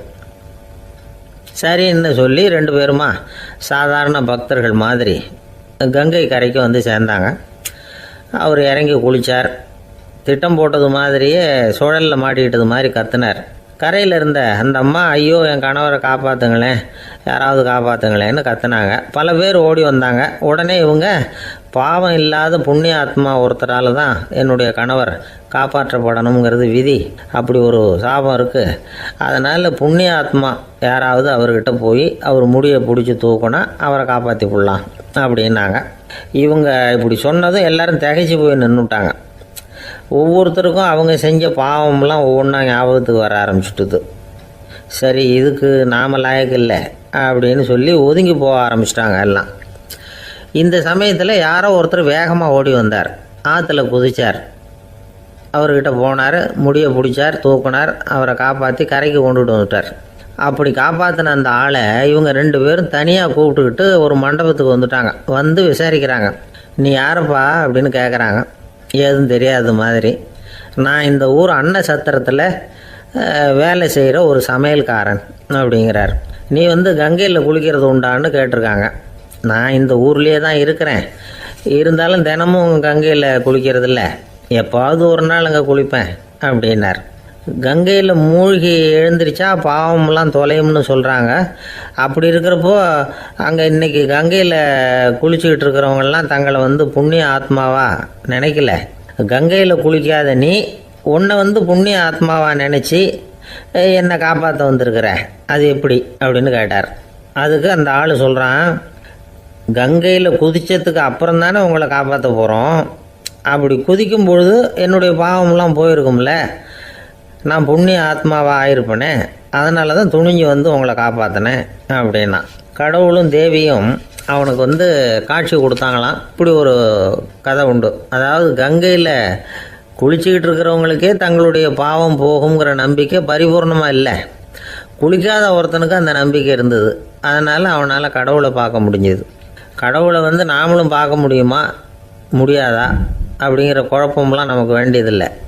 நம்பிக்கையோடு வாழணுங்கிற உண்மையை மட்டும் இந்த கதையிலேருந்து புரிஞ்சுக்கிட்டா போதும்.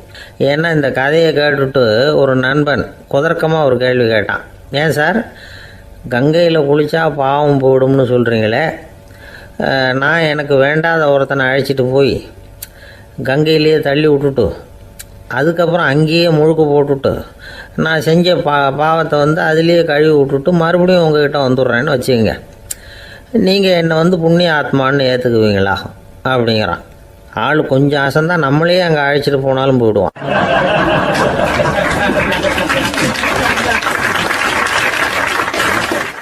வாழ்க்கையில் சில சந்தர்ப்பங்களில் நாம் சில அவமானங்களை சந்திச்சே தீர வேண்டியிருக்கு. என்ன பண்ணுறது, காலம் அப்படி. அவமானப்படுறவங்க உடனே அடங்கி போய்டுறது தான் உலக வழக்கம். அவமானப்பட்டால் உடனே சீறி எழறவங்களும் உண்டு. ஆனால் அதையே ஒரு சவாலாக எடுத்துக்கிட்டு முன்னுக்கு வர்றவங்களும் சில பேர் இருக்கிறாங்க.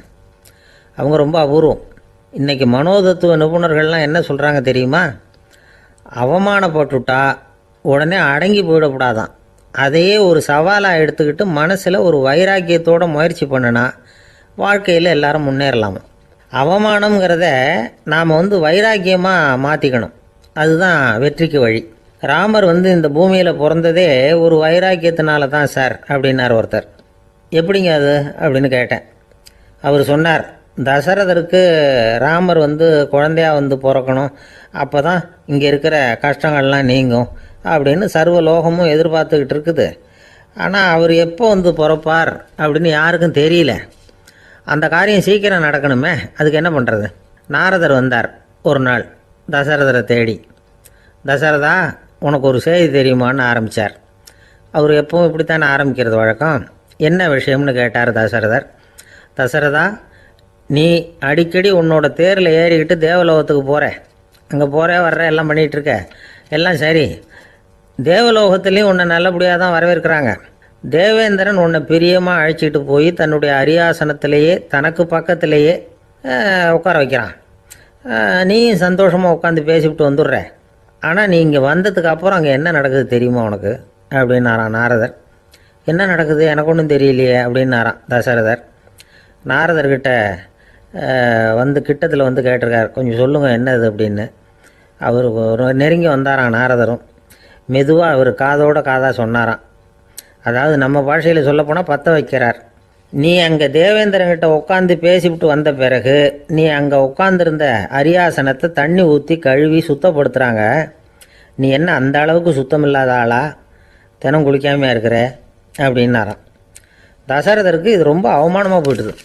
அப்படியே செய்கிறாங்க அப்படின்னாராம். ஆமாம், நீ வேணும்னா நான் சொல்கிறது உண்மையாக இல்லையா அப்படின்னு சோதனை பண்ணி பார்த்துக்கோ அப்படின்னாரான் நாரதர். உடனே தசரதர் இதுக்காகவே புறப்பட்டு தேவலோகம் போனார். அங்கே வழக்கம் போலவே இவரை கூப்பிட்டு உட்கார வச்சு பேசிக்கிட்டு இருந்தான் தேவேந்திரன். கொஞ்ச நேரம் பேசிக்கிட்டு இருந்துட்டு சரி நான் கிளம்புறேன்னு புறப்பட்டார். சரி, அவனும் வாசல் வரைக்கும் வழி அனுப்பி வச்சுட்டு உள்ளே போயிட்டான். தசரதர் வெளியில் கொஞ்சம் நேரம் மறைஞ்சி இருந்துட்டு மெதுவாக உள்ளே எட்டி பார்த்தார் என்ன நடக்குதுன்னு. நாரதர் சொன்னது உண்மைதான். தசரதர் உட்காந்துருந்த ஆசனத்தை அங்கே 2 தேவர்கள் கழுவி சுத்தப்படுத்திக்கிட்டு இருக்கிறாங்க. தசரதரால் இதை தாங்கிக்க முடியல.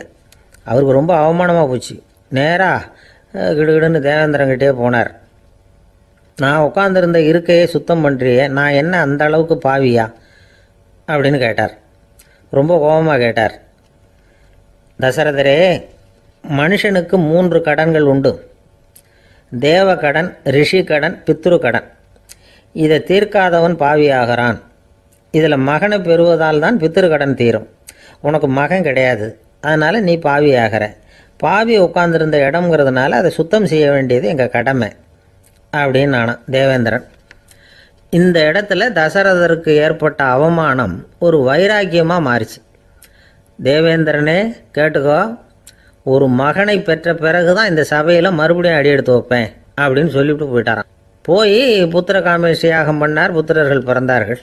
இந்த கதையில் உள்ள கருத்து என்னென்னா, தேவேந்திரன் தசரதரை அப்படி அவமானப்படுத்தலைன்னா அவருக்கு இப்படி ஒரு வைராக்கியம் பிறந்திருக்குமா யோசிச்சு பார்க்கணும். நமக்கு ஏற்படுகிற சில அவமானங்களையும் வைராக்கியமாக மாற்றிக்குவோம். அப்படி மாற்றிக்கிட்டோம்னா வாழ்க்கையில் முன்னேறலாம். நம்ம ஆளுங்க சில பேர் அவமானத்தை வைராக்கியமாக மாற்றிக்கிறது எப்படி தெரியுமா? நம்மக்கிட்ட ஒரு பையன் சொன்னான், எங்கள் அப்பா என்னை எல்லாருக்கும் முன்னாடி வச்சு திட்டிவிட்டார், பொறுப்பு இல்லாமல் ஊர் சுற்றுறேன்னு சொல்லி அவமானப்படுத்தி விட்டார். இனிமேல் நீ என் முகத்திலேயே முழிக்காதரா போடான்னு வேற சொல்லிவிட்டார். எனக்கு ரோஷம் வந்துட்டுது. அந்த அவமானத்தை வைராக்கியமாக மாற்றிக்கிட்டேன். அன்னையிலேருந்து அவர் முகத்திலேயே முழிக்கிறதில்ல அப்படின்னா. அப்படியான்னு கேட்டோம். ஆமாங்க, அவர் வீட்டில் இல்லாத நேரமாக பார்த்து உள்ள சமையல் கட்டுக்கு போய் சாப்பிட்டுட்டு நைஸாக வெளியில் வந்துடுவேன் அப்படிங்கிறான் அவன்.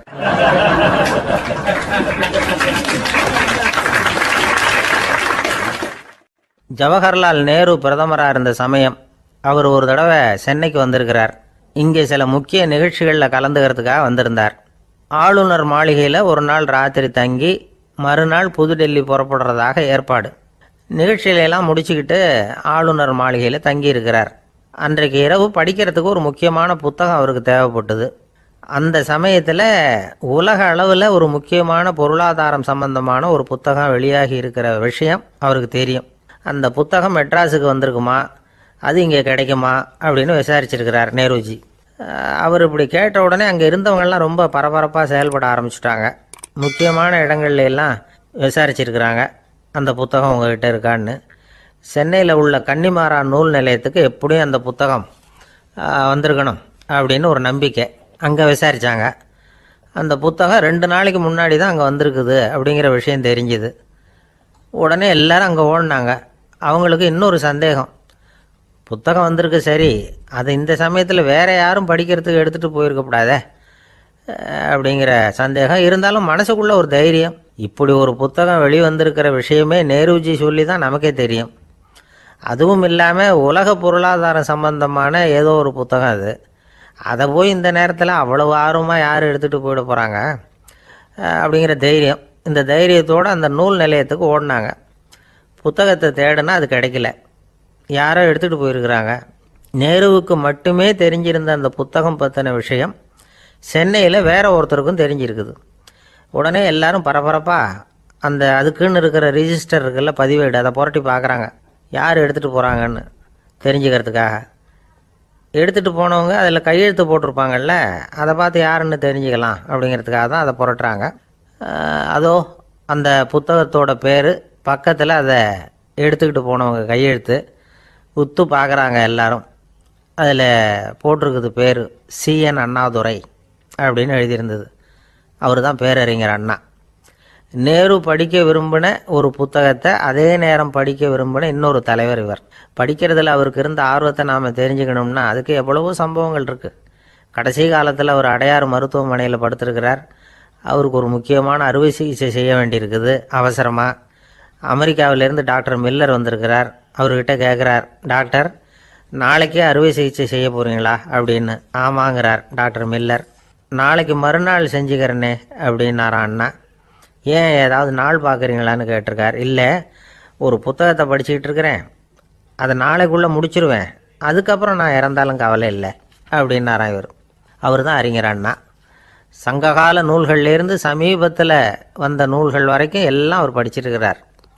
ஒரு திருமண விழாவில் அவர் பேசும்பொழுது சொன்ன விஷயம் இது.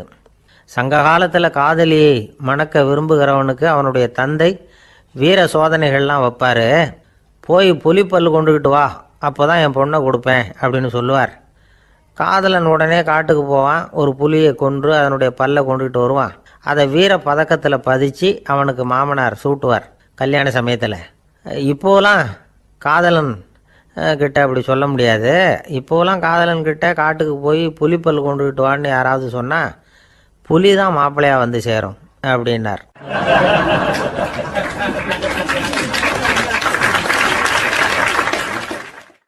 ஒரு கடைக்கு போனேன், 5 ரூபா பணத்தை எடுத்து கொடுத்தேன்.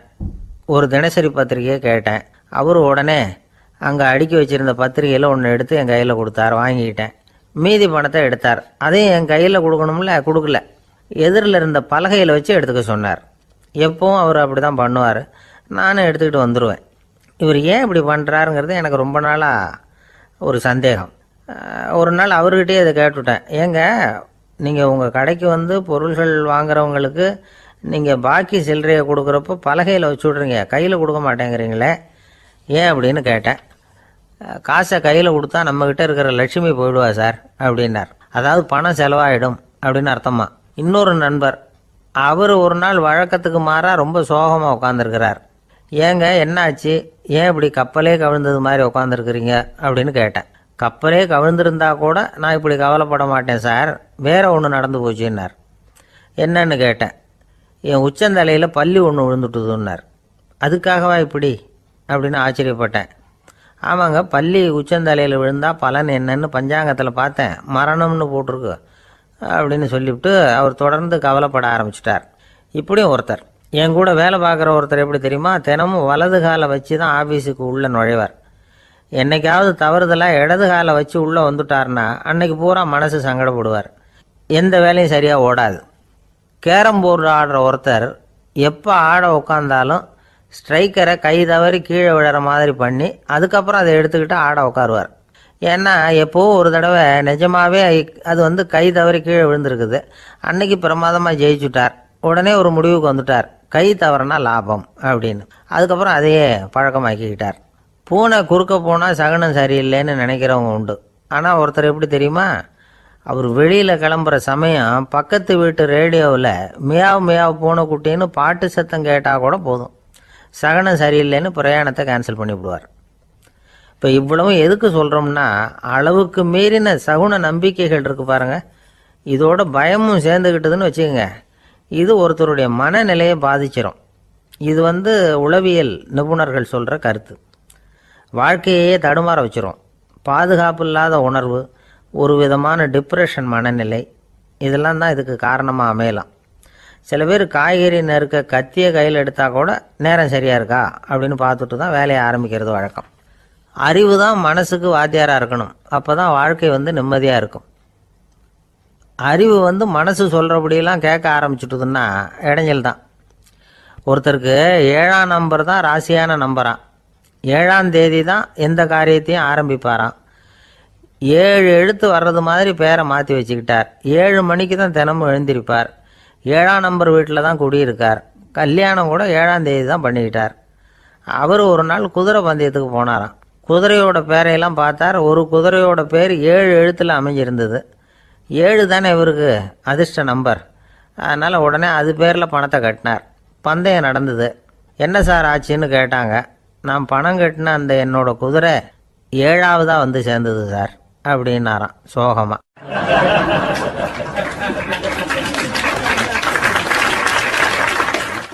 ஒரு விவசாயி விதைக்கிறதுக்காக வயல்வெளி பக்கம் போகிறார். விதைகளை அள்ளி வீசினார். அப்போ என்ன ஆச்சுன்னா, சில விதைகள் பாதை ஓரத்தில் விழுந்தது, சில விதைகள் முள் செடிகள் மண்டி இருந்த புதருக்கு இடையில் விழுந்தது, சில விதைகள் நல்ல நிலத்தில் விழுந்தது. பாதை ஓரத்தில் விழுந்த விதை என்ன ஆச்சுன்னா, அதெல்லாம் பறவைகள் கண்ணில் போட்டுவிட்டுது. உடனே உட்காந்து கொத்தி தின்னுட்டு போட்டுது. அதிகமாக மண் இல்லாத பாறை பகுதியில் விழுந்த விதையெல்லாம் லேசாக வேர் விட்டு முளைக்க ஆரம்பிச்சிது. அதுக்கப்புறம் வேர் கீழேயும் ஆழமாக போக முடியல, மேலேயும் சூரிய வெப்பம் அதிகம் தாங்க முடியல, எல்லாம் காஞ்சி கருகி போட்டுது. புதர் பகுதியில் சில விதைகள் விழுந்தது இல்லையா, முள் செடிகள் காடாக மண்டி போயிருந்தது. அதனால் முளைச்சி வர்ற செடிக்கு நெருக்கடி அதிகமாக போட்டுது, சரியாக வளர முடியல, விளைச்சலும் சரியாக இல்லை. நல்ல நிலத்தில் விழுந்த விதைகள் மட்டும் நல்லா முளைச்சிது, நல்லா வளர்ந்தது, விளைச்சலும் பிரமாதமாக இருந்தது. இந்த கதையை சொல்லிவிட்டு கேட்க செவியுள்ளோர் கேட்கட்டும் அப்படிங்கிறார் இயேசு பெருமான். ஆமாம், இயேசு கடலில் நின்ற படகு ஒன்றில் உட்காந்துருக்கிறார். கடற்கரையில் ஏராளமான மக்கள் உட்காந்துருக்கிறாங்க. அந்த சமயத்தில் தான் இயேசு ஓமைகள் மூலமாக மக்களுக்கு பல உண்மைகளை சொல்லிகிட்டு இருக்கிறார். மக்கள் அந்த கதையை கேட்டுட்டு ஒன்றும் புரியாமல் முழிக்கிறாங்க. அதை கவனித்த இயேசு அந்த ஓமையை விளக்க ஆரம்பித்தார். இதில் அந்த விதைக்கிறவர் தான் இறைவன். அவருடைய வார்த்தைகளை விதைக்கிறார்.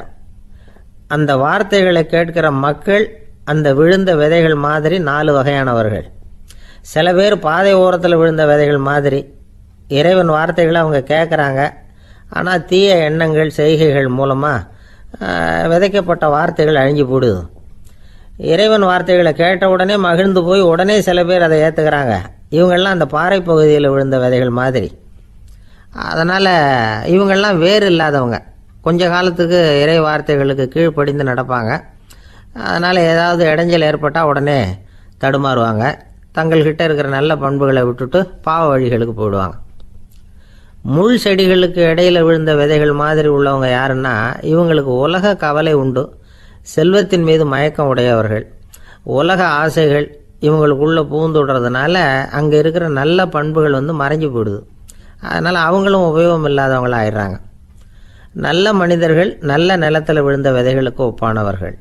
இவங்க இறை வார்த்தையை கேட்குறாங்க, அதை ஏற்றுக்கிறாங்க, அவங்களும் நல்லபடியாக வாழுறாங்க, அடுத்தவங்களுக்கும் உபயோகமாக இருப்பாங்க.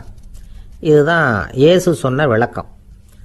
நல்ல வார்த்தைகளை கேளுங்கள், நல்ல வார்த்தைகளை ஏற்றுக்கொள்ளுங்கள், அடுத்தவங்களுக்கு உபயோகமாக இருங்க. இதுதான் பெரியவங்கள்லாம் நமக்கு சொல்லுகிற உபதேசம். ஒரு அப்பா தன்னுடைய மகனுக்கு உபதேசம் பண்ணார். இதை பாருப்பா, நல்ல வார்த்தைகளை கேட்கணும், எப்போதுமே மகன் அப்பா பேச்சை கேட்கறது நல்லது அப்படின்னாராம்.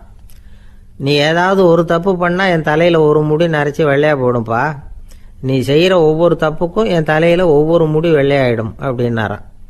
பையன் யோசிச்சான், அப்பா இப்போ தான் எனக்கு புரியுது, தாத்தாவோட தலைமுடி பூராவும் வெள்ளையாக இருக்கிறதுக்கு என்ன காரணம்ங்கிறது எனக்கு இப்போ தான் புரியுது அப்படின்னானா.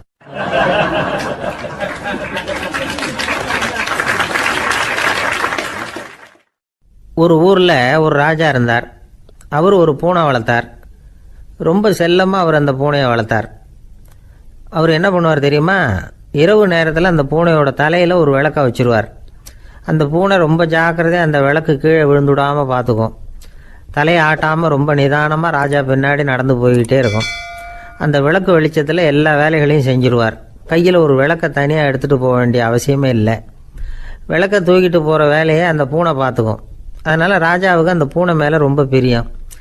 மந்திரிகளையெல்லாம் கூப்பிட்டு அவங்கக்கிட்ட சொல்லுவார், பார்த்தீங்களா இந்த பூனை எவ்வளவு விசுவாசமாக நடக்குது, என் பேரில் எவ்வளவு மரியாதை பார்த்தீங்களா அதுக்கு அப்படிம்பார். இதை கேட்டுவிட்டு அங்கிருந்த அமைச்சர்களில் ஒருத்தர் சொன்னார், மன்னா நீங்கள் சொல்கிறது சரிதான், இருந்தாலும் இந்த பூனையோட விசுவாசத்தை நாம் கொஞ்சம் சோதித்து பார்க்க வேண்டியிருக்கு அப்படின்னாராம். சரி, உங்கள் ஆசையை ஏன் கெடுக்கணும், நல்லா சோதித்து பாருங்க அப்படின்னு சொல்லிவிட்டார் ராஜா. உடனே அந்த அமைச்சர் என்ன பண்ணார் தெரியுமா? எங்கேயோ புறப்பட்டு போனார். ஒரு 5-6 எலிகளை பிடிச்சிட்டு வந்தார். அரண்மனையில் ராஜா ஏதோ வேலை பார்த்துக்கிட்டு இருக்கிறாரு. பக்கத்தில் அந்த பூனை ரொம்ப பணிவாக நின்றுக்கிட்டு இருக்குது. அது தலையில் விளக்கு எரிஞ்சிக்கிட்டு இருக்கு. அமைச்சர் தான் பிடிச்சிட்டு வந்த எலிகளை அந்த பூனை பார்வையில் படுறது மாதிரி எதிரில் விட்டார். அந்த எலிகள்லாம் அங்கேயும் இங்கேயும் ஓட ஆரம்பிச்சுது. அதை பார்த்தது பூனை, அவ்வளவுதான். தலையில் இருக்கிற விளக்கை பற்றியும் கவலைப்படலை, ராஜாவை பற்றியும் கவலைப்படலை. ஒரே பாய்ச்சலாக பாஞ்சு எலிகளை துரத்த ஆரம்பிச்சுட்டுது. தலையில் இருந்த விளக்கு எங்கேயோ போய் விழுந்தது, அணைஞ்சு போச்சு. இருட்டில் ராஜா தடுமாற ஆரம்பிச்சுட்டார். இந்த சமயத்தில் அந்த அமைச்சர் மறுபடியும் விளக்கை ஏற்றினார். வெளிச்சம் வந்தது. அதுக்கப்புறம் அந்த அமைச்சர் பேசினார், அரசே, பூனையோட விசுவாசத்தை பார்த்தீங்களா? எலி அது கண்ணில் படுற வரைக்கும் தான் விசுவாசமாக இருந்தது. அது மாதிரி எலியை பார்த்ததும் எல்லாத்தையும் விட்டுட்டு அதை துரத்த ஆரம்பிச்சுட்டு பார்த்தீங்களா? தான் அந்த பூனையை பற்றி நினச்சது தப்புங்கிறது அதுக்கப்புறம் தான் அந்த ராஜாவுக்கு புரிஞ்சுதான். சரி, இப்போ எதுக்கு இந்த கதையெல்லாம் அப்படிங்கிறீங்களா? இந்த பூனை மாதிரி தான் நம்ம மனசும். மனசை எவ்வளவு தான் பயிற்சி கொடுத்து பக்குவமாக வச்சுருந்தாலும் பார்க்குறதுக்கு பரமசாது மாதிரி தான் இருக்கும். பார்க்க வேண்டியதை பார்த்துட்டுதுன்னா பாஞ்சிரும். இந்த பூனை மாதிரி புலன் இன்ப பொருள்கள் கிட்டாத வரைக்கும் மனம் அடங்கி இருக்கிறது மாதிரி தான் தெரியும். கொஞ்சம் வாய்ப்பு கிடைச்சாலும் அது குதிக்க ஆரம்பிச்சிடும், தப்பு பண்ண ஆரம்பிச்சிடும். பெரிய பெரிய முனிவர்கள் வாழ்க்கையில் நடந்த வீழ்ச்சி இதை தான் நிரூபிக்குது. புலன்களின் ஆற்றல் அதிகம், அதனால் மனக்கட்டுப்பாடு பயிற்சிகளில் ரொம்ப எச்சரிக்கையாக இருக்கணுங்கிறார் சுவாமி சிவானந்தர். மது பழக்கத்தையே விட்டுவிட்டேன்னு உறுதியாக இருப்பான். கடை கண்ணில் பட்டுவிட்டதுன்னா கால் அவனை கேட்காமலே இழுத்துக்கிட்டு உள்ளே போயிடும். இதுதான் மனசுங்கிறது. அதுதான் அந்த ராஜா வளர்த்த பூனை. நம்மால் ஒருத்தன் அந்த ராஜா பூனை தலையில் விளக்க வச்சது மாதிரி இவன் தன்னுடைய தலையிலேயே ஒரு விளக்கை ஏற்றி வச்சுக்கிட்டு என்னத்தையோ தேட ஆரம்பித்தான். தேடிக்கிட்டு இருக்கிறான். தலையை ஆட்டாமல் நிதானமாக நடந்து ரொம்ப நேரமாக தேடிட்டு இருக்கிறான். அந்த சமயம் அங்கே வந்த ஒருத்தர், என்னத்தை தேடுறீங்கன்னு கேட்டார். அதுதான் மறந்து போச்சு அப்படின்னு இழுத்தான். சரி, கொஞ்சம் இப்படி உட்காருங்க, ஞாபகம் வந்ததும் தேட ஆரம்பிக்கலாம் அப்படின்னார் அவர். இவன் கொஞ்ச நேரம் உட்காந்து யோசித்தான். அப்புறம் திடீர்னு எழுந்திரிச்சான். ஞாபகம் வந்துட்டுதுன்னா. என்னன்னு கேட்டார். எங்கள் வீட்டில் இருந்த விளக்கை எங்கே வச்சேன்னு தெரியல, அதை தான் தேடிக்கிட்டு இருக்கிறேன், ஏற்றி வைக்கலாம்னு பார்க்குறேன் அப்படின்னா.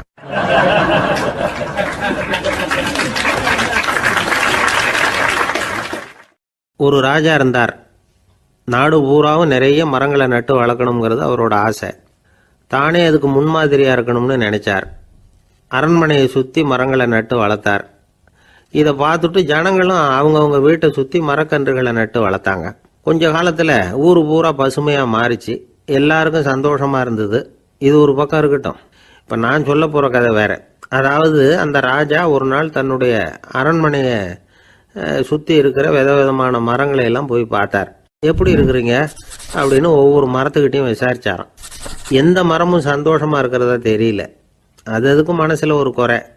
முதல்ல ஆலமரத்துக்கிட்ட போனார். அது சொல்லிச்சு, மண்ணா நான் நல்லா பெருசாக வளர்ந்துருக்கிறேன், அடர்த்தியாக இருக்கிறேன், கிளையெல்லாம் 4 பக்கமும் நல்லா படர்ந்து தான் இருக்குது, இருந்தாலும் எந்த பிரயோஜனமும் இருக்கிறதா தெரியல எனக்கு. என்னுடைய பழம்லாம் ரொம்ப சின்னதாக இருக்குது, என் கண்ணுக்கு சரியாக புறப்பட மாட்டேங்குது. நான் இருக்கிற சைஸுக்கு என்னுடைய கிளையில் இருக்கிற பழம்லாம் எவ்வளவு பெருசாக இருக்கணும், அது இத்தினூண்டு இருக்கிறது எனக்கு பெரிய அவமானமாக இருக்குது. இப்படி இங்கே நின்றுக்கிட்டு இருக்கிறதே ரொம்ப கூச்சமாக இருக்குது. ஒரு நல்ல புயல் வந்ததுன்னா பேசாமல் சாஞ்சு விடலாமான்னு பார்க்குறேன் அப்படின்னு புலம்புது ஆலமரம். சரி இருக்கட்டும்னு நினச்சிக்கிட்டு ராஜா அடுத்தபடியாக ஒரு அத்தி மரத்துக்கிட்ட போனார். அதுவும் புலம்ப ஆரம்பிச்சுட்டுது. நான் கூட பெரிய மரம் தான், இல்லை இலையெல்லாம் அழகாக தான் இருக்குது, பழம் அழகாக இருக்குது, இருந்தாலும் உள்ள விஷயம் இல்லையே, அத்தி பழத்தை புட்டு பார்த்தா அத்தனையும் சொத்த அப்படின்னு பழமொழியே உண்டாயிட்டுதே. இப்படி ஒரு கெட்ட பேரோட நான் இருக்கணுமா அப்படின்னு புலம்புது அது. சரி இது இருக்கட்டும் அப்படின்னு சொல்லி அடுத்தபடியாக வேப்ப மரத்துக்கிட்ட போனார். அது தன்னுடைய வேதனையை வெளியிட்டது. எனக்கு எவ்வளவோ மருத்துவ குணங்கள்லாம் இருக்கிறதா சொல்லிக்கிறாங்க, இருந்தாலும் என்ன பிரயோஜனம், என்னுடைய பழத்தை மனிதர்கள் யாரும் விரும்பி சாப்பிட்றது இல்லையே அப்படின்னுது. ராஜா அடுத்தாப்புல இருந்து ஒரு பனை மரத்துக்கிட்ட போனார். நான் நல்லா உயரமாக தான் வளர்ந்துருக்கிறேன், மற்ற மரங்கள்லாம் என்னை அண்ணாந்து தான் பார்க்கணும், இருந்தாலும் என்கிட்ட நிழலுக்காக யாரும் ஒதுங்கிறது இல்லையே அப்படின்னுது. என்ன இது எல்லா மரமும் இப்படி திருப்தி இல்லாமல் இருந்துகிட்டு இருக்குதே அப்படின்னு நினச்சிக்கிட்டே ராஜா அடுத்தபடியாக அங்கே இருந்த ஒரு பைன் மரத்துக்கிட்ட போனார். அழகாக உயரமாக பசுமையாக தான் இருந்தது, ஆனால் பழமோ பூவோ கிடையாது. அதை நினச்சா அது வருத்தப்பட்டுக்கிட்டு இருக்குது. ஓக் மரம் அது ஒன்று நின்றுட்டு இருந்தது. அது என்ன சொல்லிச்சுன்னா, இலையுதிர் காலத்தில் என் மேலே இருக்கிற எல்லா இலைகளும் உதிர்ந்து போடுது, முடி கொட்டின மனிதர்கள் மாதிரி மொட்டையாக நான் நிற்க வேண்டி இருக்குது, என்ன வாழ்க்கை இது அப்படின்னு சொல்லி அழுத்துக்கிட்டது. சரி புளிய மரம் என்ன சொல்லுது பார்ப்போம்னு அதுகிட்ட போனால், என்னுடைய நிழலில் யாருமே தங்க மாட்டாங்க, உடம்புக்கு சூடுன்னு ஒதுங்கி போயிடுவாங்க, அடிமரத்தை பார்த்தீங்கன்னா பட்டையெல்லாம் உறிஞ்சி பார்க்கறதுக்கே கேவலமாக இருப்பேன் அப்படின்னுது அது. முருங்கை மரம் என்ன சொல்லிச்சு தெரியுமா, என்னுடைய இலை காயெல்லாம் சாப்பிட்றவங்களுக்கு சத்து கொடுக்கறது வாசவம்தான், ஆனால் என் உடம்புல சத்தே கிடையாது, கொஞ்சம் வேகமாக காற்று அடிச்சதுன்னா முறிஞ்சி விழுந்துடுறேன், என்ன வாழ்க்கை இது அப்படின்னு சொல்லி அது வருத்தப்பட்டது. ராஜா யோசனை பண்ணார், என்ன இது மரங்கள் பூமியின் வரங்கள்னு சொல்கிறோம், மழை பெய்யறதுக்கு அதுதான் காரணம், பூமி செழிப்பாக இருக்கிறதுக்கும் அதுதான் காரணம், வீடு கட்டுறதுக்கு மரம், நாற்காலி செய்ய உபயோகப்படுத்துறதுக்கும் அதுதான் உபயோகப்படுது, மனுஷனுக்கு வேண்டிய ஆகாரங்களையும் கொடுக்குது, இப்படிலாம் இருந்தும் எல்லா மரமும் நிம்மதி இல்லாமல் இருந்துக்கிட்டு இருக்குதே அப்படின்னு நினைச்சார். அப்போது அங்கே இருந்த ஒரு மகிழ மரம் அவர் கண்ணில் பட்டுது. அந்த மரம் மட்டும் கொஞ்சம் நிம்மதியாக மகிழ்ச்சியாக இருக்கிறது மாதிரி தெரிஞ்சுது. உடனே ராஜா அதுகிட்ட போனார். உனக்கு மனசில் எதுவும் குறை இல்லையான்னு கேட்டார். இல்லை நான் சந்தோஷமாக தான் இருக்கேன்னு அந்த மகிழ மரம். அப்படியான்னு ஆச்சரியமாக கேட்டார் ராஜா. ஆமாம் மன்னா, இந்த இடத்துல நீங்கள் ஒரு முருங்கை மரத்தையோ வேப்ப மரத்தையோ கூட நட்டிருக்கலாம், ஆனால் இந்த இடத்துல நடுறதுக்கு என்ன தேர்ந்தெடுத்துருக்குறீங்க, அதுவே எனக்கு பெருமை, அதுவே எனக்கு திருப்தி அப்படின்னு தான் மகிழ மரம். மகிழ மரம் சாதாரணமாக தான் இருக்கும், இளம் மஞ்சள் நிறத்தில் பூக்கள், அது காய்ந்தும் மனம் வீசும். மகிழ மரம் மாதிரி மன திருப்தியோடு வாழறதுக்கு நாம் கற்றுக்கணுமா. நாம் இந்த உலகத்தில் ஒரு நாயாவோ நரியாவோ கூட பிறந்திருக்கலாம், மனுஷனாக பிறந்திருக்கிறோம், அதுவே பெருமை தானே. இந்த நிறைவு தான் மகிழ்ச்சியின் ரகசியம். ஒரு பையன் அப்பா கிட்ட போய், அப்பா நீங்கள் இந்த உலகத்தில் ஒரு மனுஷனாக பிறந்தது என்னோட அதிர்ஷ்டம் நானா. ஏண்டா அப்படி சொல்கிறேன்னு இருக்கார் அப்பா. நீங்கள் ஒரு கரடியாக பிறந்திருந்தா இந்நேரம் நானும் ஒரு கரடி குட்டியாக தானே இருந்திருப்பேன் அப்படின்னு நானா பையன்.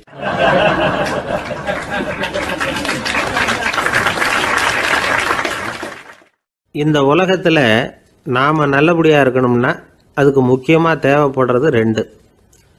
ஒன்று செல்வம், இன்னொன்று அறிவு. சரி, இது 2ல் சிறந்தது எது அப்படின்னு ஒரு கேள்வி கேட்டால் என்ன பதில் சொல்கிறது? இதே கேள்வியை ஹஸ்ரத் அலி அவர்கள்கிட்ட கேட்டாங்களாம். அவர் ஒரு பெரிய அறிஞர். கேள்வி கேட்டவங்களும் சாதாரண ஆட்கள் இல்லை, இவங்களும் அறிஞர்கள். ஒரு நாள் ஹஸ்ரத் அலி அவர்கள்கிட்ட 10 அறிஞர்கள் வந்தாங்களாம். ஐயா, நாங்கள் 10 பேரும் உங்ககிட்ட ஒரே கேள்வியை தான் கேட்க வந்திருக்கிறோம், ஆனால் எங்கள் 10 பேருக்கும் நீங்கள் தனித்தனியாக பதில் சொல்ல முடியுமா அப்படின்னு கேட்டிருக்காங்க. அதாவது அவங்க ஒரே கேள்விக்கு இவர்கிட்ட இருந்து 10 விதமான பதில் எதிர்பார்க்குறாங்க. சரி கேளுங்க, என்ன கேள்வி அப்படின்னார் அவர். அப்போ தான் அவங்க கேட்டாங்களாம், செல்வம் அறிவு இது ரெண்டில் சிறந்தது எது? இதுதான் கேள்வி. ஹஸ்ரத் அலி என்ன பண்ணார் தெரியுமா? அவங்கள ஒவ்வொருத்தராக கூப்பிட்டார். ஒவ்வொரு விதமான பதிலை சொல்லி அனுப்புனார். முதல்ல ஒருத்தரை கூப்பிட்டார், சொன்னார், அறிவுங்கிறது தீர்க்கதரிசிகள், ஞானிகள், மகான்கள் இவங்களோட பரம்பரை சொத்து. ஆனால் செல்வம்ங்கிறது கொடுங்கோலரின் ஆயுதம். அதனால் அறிவு தான் சிறந்தது அப்படின்னார். ரெண்டாவது ஆளை கூப்பிட்டார். உங்ககிட்ட செல்வம் இருந்தால் நீங்கள் தான் அதை காப்பாற்றணும்.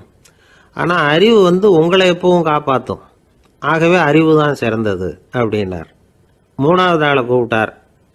செல்வந்தனுக்கு எப்போதும் விரோதிகள் அதிகம், ஆனால் அறிஞனுக்கு நண்பர்கள் அதிகம். அதனால் அறிவு தான் சிறந்ததுன்னார். அடுத்தவரை கூப்பிட்டார். செல்வம் அடுத்தவங்களுக்கு கொடுக்க கொடுக்க குறையும், ஆனால் கல்விங்கிறது அதிகரிச்சுக்கிட்டே வரும், கொடுக்கறதுனால குறையாது. அதனால் அறிவு தான் சிறந்ததுன்னார். இன்னொருத்தரை கூப்பிட்டார். அறிவுள்ளவன் எப்பவும் அதை அடுத்தவங்களுக்கு வாரி வழங்கிக்கிட்டே இருப்பான். அதனால் அவங்ககிட்ட தாராளத்தன்மை இருக்கும். ஆனால் செல்வந்தன்கிட்ட கஞ்சத்தனம் தான் இருக்கும். அதனால் அறிவு தான் சிறந்ததுன்னார். ஆறாவது நபரை கூப்பிட்டார். செல்வத்தை கள்வர்கள் திருடிட்டு போக முடியும், ஆனால் அறிவை அப்படி திருடிட்டு போக முடியாது அப்படின்னார். ஏழாவது நபரை கூப்பிட்டார். செல்வம் கால ஓட்டத்தில் அழிஞ்சிரும், ஆனால் அறிவை கால ஓட்டம் ஒன்றும் பண்ண முடியாது. ஆகவே அறிவே சிறந்ததுன்னார். எட்டாவது ஆளை கூப்பிட்டு சொன்னார், செல்வத்துக்கு எப்பவும் எல்லை உண்டு, நிறை உண்டு, அளவு உண்டு, கணக்கு உண்டு. ஆனால் அறிவுக்கு அப்படிப்பட்ட எல்லை எதுவும் கிடையாது. அதனால் அதுதான் சிறந்ததுன்னார். அடுத்தவனை கூப்பிட்டார். செல்வம் உள்ளத்தில் உள்ள ஒளியை போக்கிவிடும், இருட்டை உண்டாக்கிவிடும், விரிந்த மனப்பான்மையை குறுகலாக்கிவிடும். ஆனால் அறிவு அப்படி இல்லை, இருண்ட உள்ளத்தில் ஒளியை பாய்ச்சி அதை விசாலப்படுத்துது. அதுதான் சிறந்ததுன்னார். கடைசியாக 10வது நபரை கூப்பிட்டார். செல்வம் மனசில் செருக்கை உண்டாக்குது, ஆணவத்தை ஏற்படுத்துது. அதனால் நானே கடவுள்னு நினைக்கிற அளவுக்கு மனுஷனை தாழ்த்தி விடுது. ஆனால் அறிவு பணிவையும் பண்பாட்டையும் வளர்க்குது. அதனால் அறிவு தான் சிறந்ததுன்னார். ஆக இப்படி 10 பேருக்கும் 10 விதமாக பதில் சொன்னது மூலமாக ஹஸ்ரத் அலி அவர்கள் அறிவு தான் செல்வத்தை விட சிறந்தது அப்படிங்கிறதுக்கு 10 காரணங்களை சுட்டி காட்டியிருக்கார். அந்த அறிஞர் 10 பேர் கேட்ட ஒரே கேள்விக்கு 10 பதில் சொன்னார். நமக்கு வேண்டிய ஒருத்தர் 10 பேர் கேட்ட கேள்விக்கு ஒரே பதில் சொல்லி சமாளித்தார். கேள்வி என்ன தெரியுமா? என்கிட்ட வாங்கின கடனை எப்போயா திருப்பி கொடுக்க போகிற? இதுதான் அந்த 10 பேரும் கேட்ட ஒரே கேள்வி. இந்த மாதம் 26ஆம் தேதி தந்துடுறேன் அப்படிங்கிற ஒரே பதில் சொல்லி அவ்வளவு பேரையும் இவர் அனுப்பி வச்சுட்டாராம். எல்லாரும் போனதுக்கப்புறம் இவரை தனியாக கூப்பிட்டு கேட்டிருக்கிறாங்க. அது என்ன சார் கணக்கு, 26ஆம் தேதி அன்னைக்கு என்ன அதிசயம் நடக்க போகுது அப்படின்னு கேட்டிருக்காங்க. அதிசயம் அன்னைக்கு இல்லை, அதுக்கு நாளே நடக்க போகுதுன்னாராம். விவரமாக சொல்லுங்கன்னு இருக்காங்க. வேற ஒன்றும் இல்லைங்க, 26ஆம் தேதி தானே எல்லாரையும் வர சொல்லியிருக்கிறேன், அதுக்கு நாளே நான் புறப்பட்டு தலைமறைவாயிட போகிறேன் அப்படின்னாராம், ரொம்ப பெருமையாக.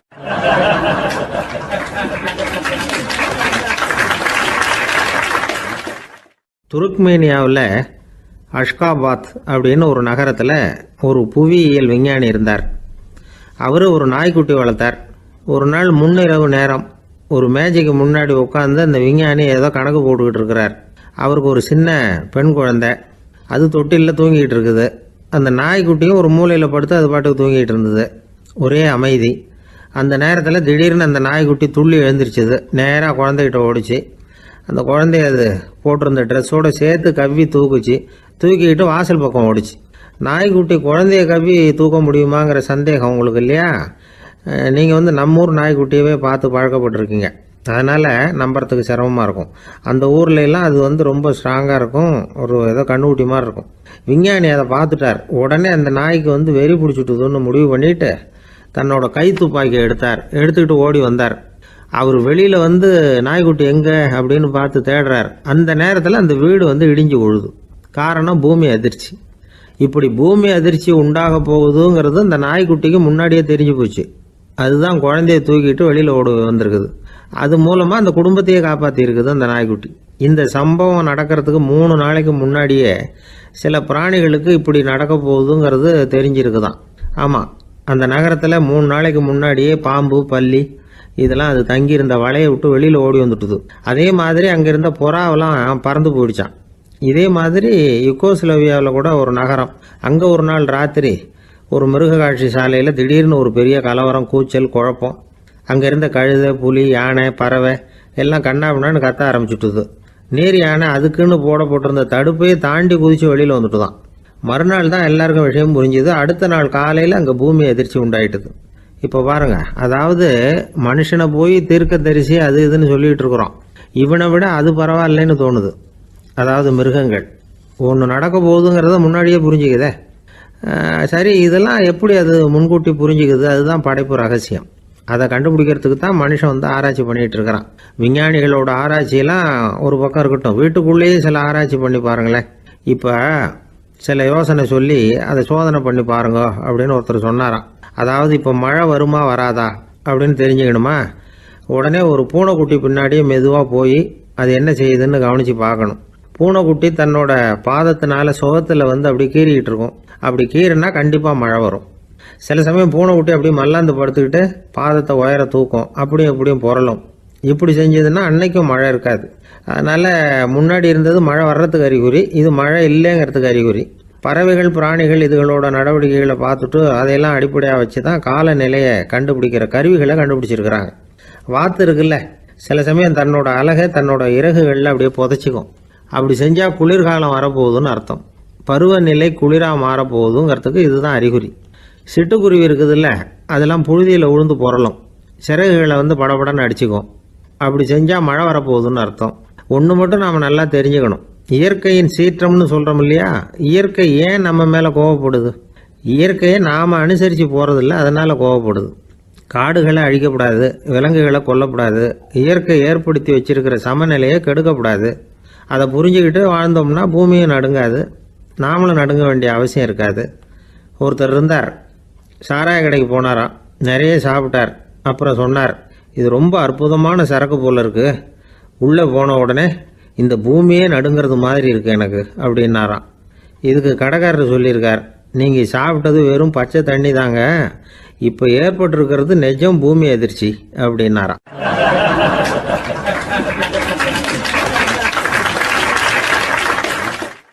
ஒரு ஊரில் ஒரு ராஜா இருந்தார். அந்த ராஜாவுக்கு ஒரு மந்திரி. ராஜா ரொம்ப நியாயமானவர், நேர்மையானவர், கண்டிப்பானவர். தப்பு செய்கிறது யாராக இருந்தாலும் தண்டனை கொடுப்பார். வேண்டியவங்களுக்கு ஒரு நியாயம், வேண்டாதவங்களுக்கு ஒரு நியாயங்கிறதெல்லாம் அவர்கிட்ட கிடையாது. ஒரு சமயம் அரசவையில் அந்த அமைச்சரே வந்து விதிமுறைகளுக்கு புறம்பா ஏதோ நடந்துகிட்டு இருக்கார். மன்னருக்கு கோபம் வந்துட்டுது. உடனே அந்த அமைச்சரை கிட்டத்தில் கூப்பிட்டு அவர் கன்னத்தில் ஓங்கி ஒரு அறை கொடுத்துட்டாராம். உடனே அந்த அமைச்சர் என்ன பண்ணார் தெரியுமா, நேராக போனார், அங்கே நின்றுக்கிட்டு இருந்த இன்னொருத்தர் கன்னத்தில் ஓங்கி அரைஞ்சார். அரை வாங்கினவர் திகைச்சு போயிட்டார். இவர் ஏன் நம்மளை வந்து அரைகிறார் அப்படின்னு யோசனை பண்ணார். மன்னரும் திகைச்சு போயிட்டார். நாம இவரை அரைஞ்சா அதுக்காக இவர் போய் இன்னொருத்தரை அரையணுமா அப்படின்னு யோசனை பண்ணார். இவருக்கு என்ன பைத்தியமானு கூட நினைக்க ஆரம்பிச்சுட்டார். ஆனால் என்ன ஆச்சுன்னா, அப்புறம் அமைச்சர் அவர் கவனிச்சுக்கிட்டு இருந்தாரா, அவர் இன்னொருத்தர் அரைஞ்சார் இல்லையா, அந்த அரை வாங்கின ஆசாமியை பார்த்து கத்திக்கிட்டு இருந்தார். யார்? அமைச்சர்.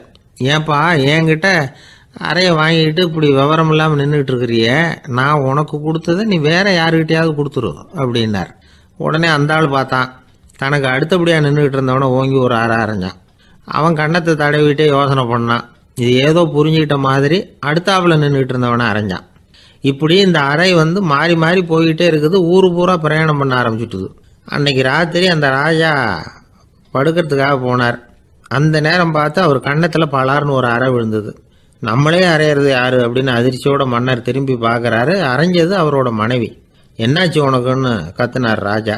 உங்களுக்கு தெரியாதா, ஊர் பூரா ஒருத்தர் மாற்றி ஒருத்தர் மூலமாக இந்த அறை வந்து பிரயாணம் பண்ணிட்டு வருது அப்படின்னாங்க அந்த அம்மா. அப்படின்னா ஆரம்பித்த இடத்துக்கே வந்துட்டுதா அப்படின்னாராம் மன்னர். என்ன சொல்கிறீங்கன்னு கேட்டிருக்காங்க. இவர் விவரத்தை சொன்னாராம். அப்படின்னா நீங்கள் ஆரம்பித்து வச்ச இந்த விளையாட்டை நான் முடிச்சு வச்சுட்டேன் அப்படின்னாங்களாம் அந்த அம்மா. மறுநாள் காலை மறுபடியும் அரசவை கூடிச்சு அந்த அமைச்சர் மன்னரை பார்த்து கேட்டார், என்ன மகாராஜா, என்கிட்ட கொடுத்ததை திருப்பி வாங்கிட்டீங்களா அப்படின்னாராம். இப்படி நடக்கும்னு நான் எதிர்பார்க்கவே இல்லைன்னார் மன்னர். ஆனால் நான் எதிர்பார்த்தேன். அது எங்கே போயிட போகுது, ஊர் பூரா சுற்றி கடைசியில் உங்ககிட்ட தான் வந்து சேரும் அப்படிங்கிறது எனக்கு தெரியும் அப்படின்னார் அமைச்சர். இந்த கதை வந்து வேடிக்கையாக இருந்தால் கூட இதில் உள்ள கருத்து முக்கியமானது. இந்த உலகத்தில் பல கருத்துக்கள் இப்படி தான் மாறி மாறி சுற்றி வந்துக்கிட்டே இருக்குது. நம்மளும் ஒருத்தன் தன்னுடைய நண்பன் ஒருத்தனை கடத்தெருவில் பார்த்தான். உடனே ஓடி போய் பலார்னு ஒரு அறை கொடுத்தானான். அவன் கன்னத்தை தடவிட்டு ஏன்டா என்ன அரைஞ்சேன்னு கேட்டிருக்கான். நீ ஏன்டா என்ன முட்டாள்னு என் மனைவிட்ட போய் சொன்னேன் அப்படின்ட்டுருக்கான் அவன். உன்னை ஒரு முட்டாள்னு சொன்னதுக்காகவா நீ என்ன அரைஞ்ச அப்படின்னு கேட்டிருக்கான் இவன். டேய், நான் அதுக்காக அறையலப்பா, அது ஒரு பெரிய ரகசியம் நான் முட்டாளுங்கிறது. அந்த ரகசியத்தை நீ ஏன் எங்கள் வீட்டில் போய் சொன்னேன், அதுக்காக தான் அரைஞ்சேன் அப்படின்னு நானும் அவன்.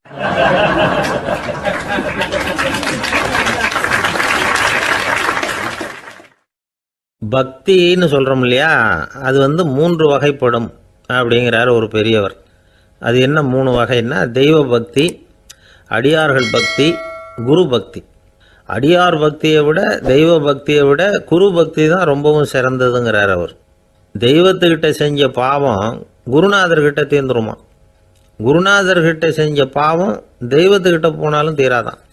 இப்படி பெரியவங்களாம் சொல்லி வச்சிருக்கிறாங்க. ஒரு காடு, அங்கே அயோத தௌமியர் அப்படின்னு ஒரு தபோதனர், அவர் பல மாணவர்களை ஒன்றா சேர்த்து ஒரு குருகுலம் நடத்திக்கிட்டு இருக்கிறார்.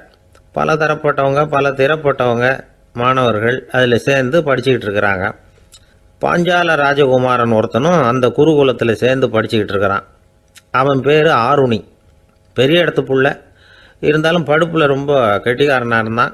அவன் தான் அங்கே முதல் மாணவன். ஒரு நாள் குருநாதர் அந்த அரசகுமாரனை கூப்பிட்டார். நம்ம குருகுலத்துக்கு சொந்தமான வயலில் தண்ணீர் பெருகி வெள்ளம் பயிரை அழிக்குதான், அதனால் நீ போய் மடையை அடைச்சிட்டு வந்துரு அப்படின்னார். அந்த அரசகுமாரன் உடனே புறப்பட்டான். குருநாதர் சொல்லிட்டார்ல, உடனே புறப்பட்டான். நான் பெரிய இடத்து பிள்ளையாச்சே, ராஜகுமாரனாச்சே, ரொம்ப செல்வாக்கூட வளர்ந்தவனாச்சே, நான் போய் வயலில் இறங்கி வேலை செய்கிறதா அப்படின்னுலாம் அவன் நினைக்கல. குருநாதர் கட்டளையை நிறைவேற்ற வேண்டியது நம்ம கடமை அப்படின்னு நினச்சான். உடனே ஒரு மண்வெட்டியை தூக்கி தோளில் வச்சுக்கிட்டு புறப்பட்டு போயிட்டான். வயலுக்கு போனான். பார்த்தான், தண்ணி கரையை உடச்சிக்கிட்டு வயலுக்குள்ளே ஏகமாக பாஞ்சிக்கிட்டு இருக்குது. இவன் மண்வெட்டியால் களிமண்ணை புல்லோடு சேர்த்து புல் பத்த மாதிரி வெட்டி வெட்டி போட்டான். இருந்தாலும் மடையை அடைக்க முடியல. தண்ணி அதை மீறி வந்துக்கிட்டே இருக்குது. தண்ணி வேகமாக வயலுக்குள்ளே போய்கிட்டே இருக்குது. போடுற பத்தையெல்லாம் கரைஞ்சி கரைஞ்சி போயிட்டுருக்கு. இருந்தாலும் இவன் தன்னுடைய முயற்சியை கைவிடலை. வெட்டி வெட்டி போட்டுக்கிட்டே இருக்கிறான்.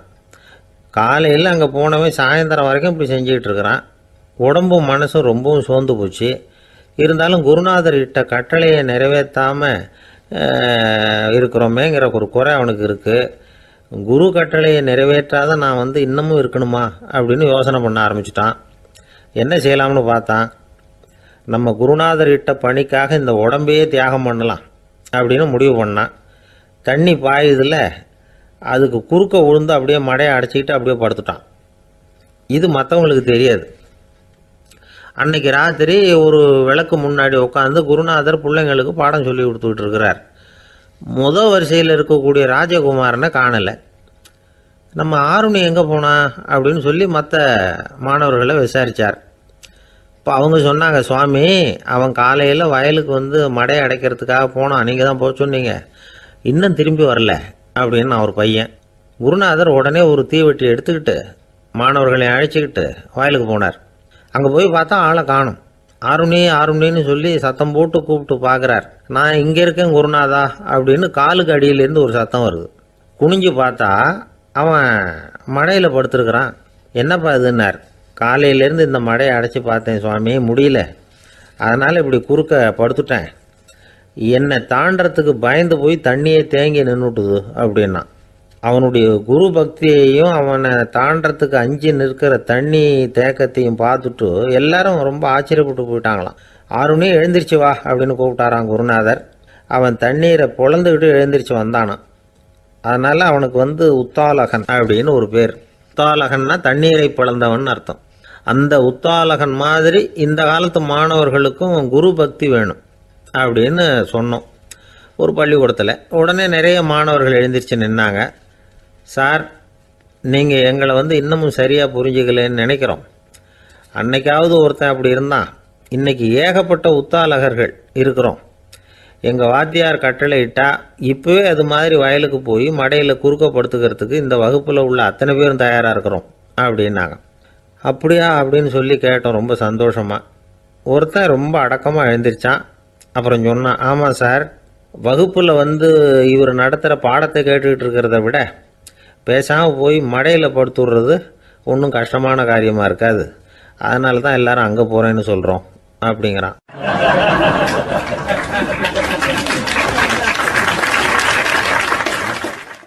ஒரு இலக்கிய கூட்டம் ஏற்பாடு பண்ணியிருக்கிறோம், நீங்கள் அவசியம் அதில் பேசணும் அப்படின்னு கேட்டுக்கிட்டார் ஒருத்தர்.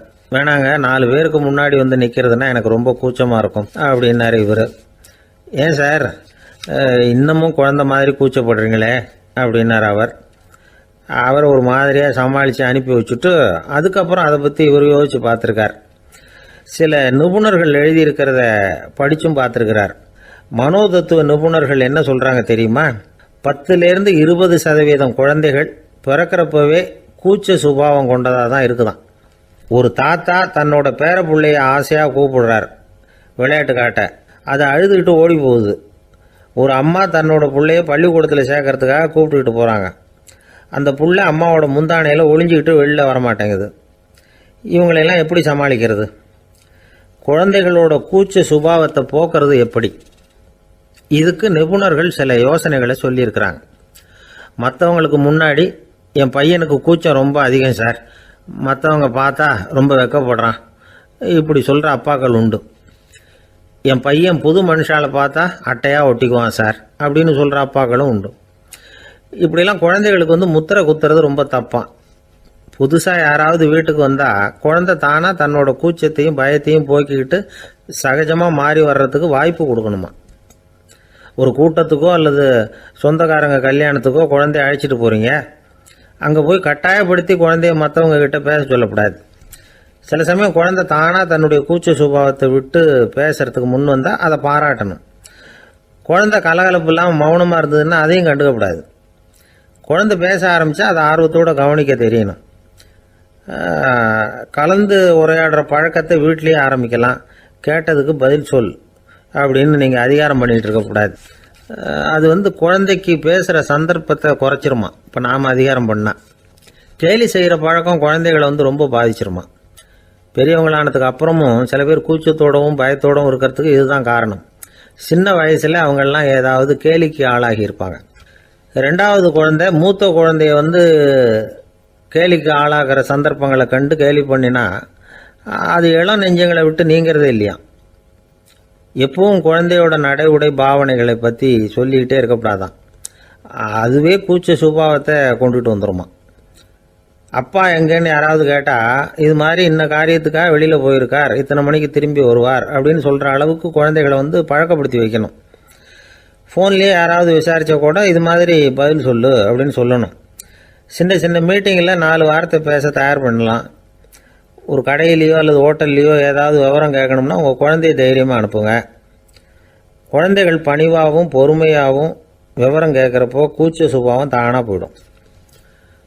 சின்ன வயசுலேயே இப்படிலாம் பழக்கப்படுத்தினா தான் வருங்காலத்தில் தைரியமாக இந்த சமுதாயத்தில் வாழ முடியும். இல்லைன்னா 60 வயசுலேயும் அடுப்பங்கரையை விட்டு வெளில வர்றதுக்கு கூச்சப்பட்டுக்கிட்டு தான் இருக்க வேண்டியிருக்கும். இந்த காலத்து பிள்ளைங்க எவ்வளவோ பரவாயில்ல, எதுக்கும் தயங்குறதில்ல, கூச்சப்படுறதில்ல. ஒரு அம்மா அடுப்பங்கரையிலேருந்து சத்தம் போட்டாங்க, டேய் ராமு, தயவு பண்ணி அந்த டிவியை நிறுத்துறா, அந்த பெண்ணோட குரல் மகா மோசம், அடுப்பங்கரையில் இருக்கிற என்னாலேயே அதை சகிச்சிக்க முடியல அப்படின்னாங்களாம். உடனே பையன் கொஞ்சம் கூட தயங்காமல் பதில் சொல்கிறான், அம்மா இந்த குரல் டிவியிலேருந்து வரல, எழுத்த விட்டு மாமி தான் இங்கே வந்திருக்கிறாங்க, அவங்க தான் இப்போ என்னோட பேசிக்கிட்டு இருக்கிறாங்க அப்படின்னு நானும்.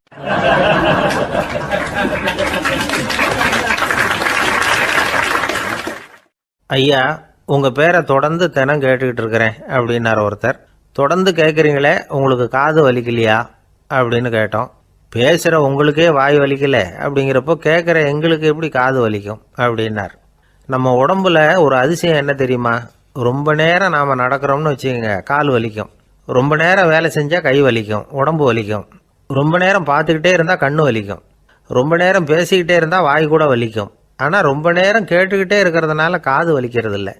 அதனால் கேட்கறதுக்கு முக்கியத்துவம் கொடுத்தாங்க நம்ம பெரியவங்க. திருவள்ளுவர் தேவையில்லாமல் வார்த்தைகளை உபயோகப்படுத்த மாட்டார். ஒரு திருக்குறள்னு எடுத்துக்கிட்டாவே அதில் மொத்தம் 7 வார்த்தைகள், அவ்வளவுதான். அப்படி 7 வார்த்தைகள் மட்டுமே உள்ள ஒரு திருக்குறளில் வள்ளுவர் ஒரே வார்த்தையை 5 தடவை உபயோகப்படுத்தியிருக்கிறார், திரும்ப திரும்ப பயன்படுத்தியிருக்கிறார். அப்படின்னா அதை எந்த அளவுக்கு வலியுறுத்தி சொல்கிறார் அப்படிங்கிறத நாம் புரிஞ்சுக்கணும். அது என்ன குறள்? செல்வத்துள் செல்வம் செவிச்செல்வம், அச்செல்வம் செல்வத்துள் எல்லாம் தலை. செவிச்செல்வம்ங்கிறது அவ்வளவு முக்கியமானது. கற்றலின் கேட்டல் நன்று. அதிகம் கேட்கணுங்கிறதுக்காகத்தான் எவ்வளவு கேட்டாலும் காது வலிக்கிறது இல்லை. குறைச்சலாக பேசணும், அதிகமாக கேட்கணும். இன்னொரு விஷயம் கவனிங்க, நம்ம உடம்புல கண்ணுக்கு மூடி இருக்குது, எதையாவது நாம் பார்க்க விரும்பலைன்னா உடனே கண்ணை மூடிக்கலாம். நம்ம வாய்க்கு மூடி இருக்குது, பேச விருப்பம் இல்லையா, வாயை மூடிக்கலாம். மூக்குக்கு கூட மூடிக்கிற வசதி இருக்குது, எதையாவது முகர விருப்பம் இல்லையா, மூச்சை அடக்கிக்கலாம். ஆனால் பாருங்கள், காதுக்கு மூடி கிடையாது, அதை கையால் தான் மூட முடியும். யார் என்ன சொன்னாலும் அது நல்லதோ கெட்டதோ காதில் விழுந்துக்கிட்டு தான் இருக்கும்.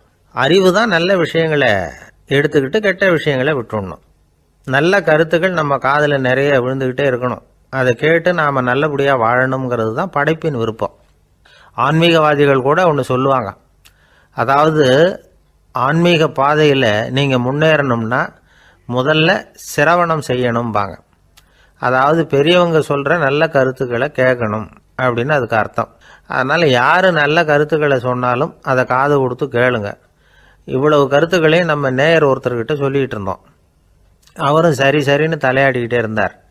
அப்புறம் சொன்னார், நீங்கள் சொல்கிறது சரிதான் சார், காதுக்கு மூடி இல்லைங்கிறது ரொம்ப சரி, அதனால தான் உங்கள் தகவல் கூட நாங்கள் விரும்புகிறோமோ இல்லையோ தினம் காதில் விழுந்துக்கிட்டு இருக்குது அப்படின்னார். எங்களுக்கு ரொம்ப பெருமையாக இருந்தது. அப்படியா அப்படின்னோம். ஆனாலும் என்ன மாதிரி சில பேர் நீங்கள் தகவல் சொல்கிற சமயத்தில் காதில் மூடி இல்லையேன்னு சொல்லி கவலைப்படுறதில்ல சார் அப்படின்னார். ஏன்னு கேட்டோம். காதை மூடுறதுக்கு தானே வசதி இல்லை, ரேடியோவை மூடுறதுக்கு வசதி இருக்குதுல்ல, அதனால் டக்குன்னு அதை மூடி வச்சுருவோம் அப்படின்னார்.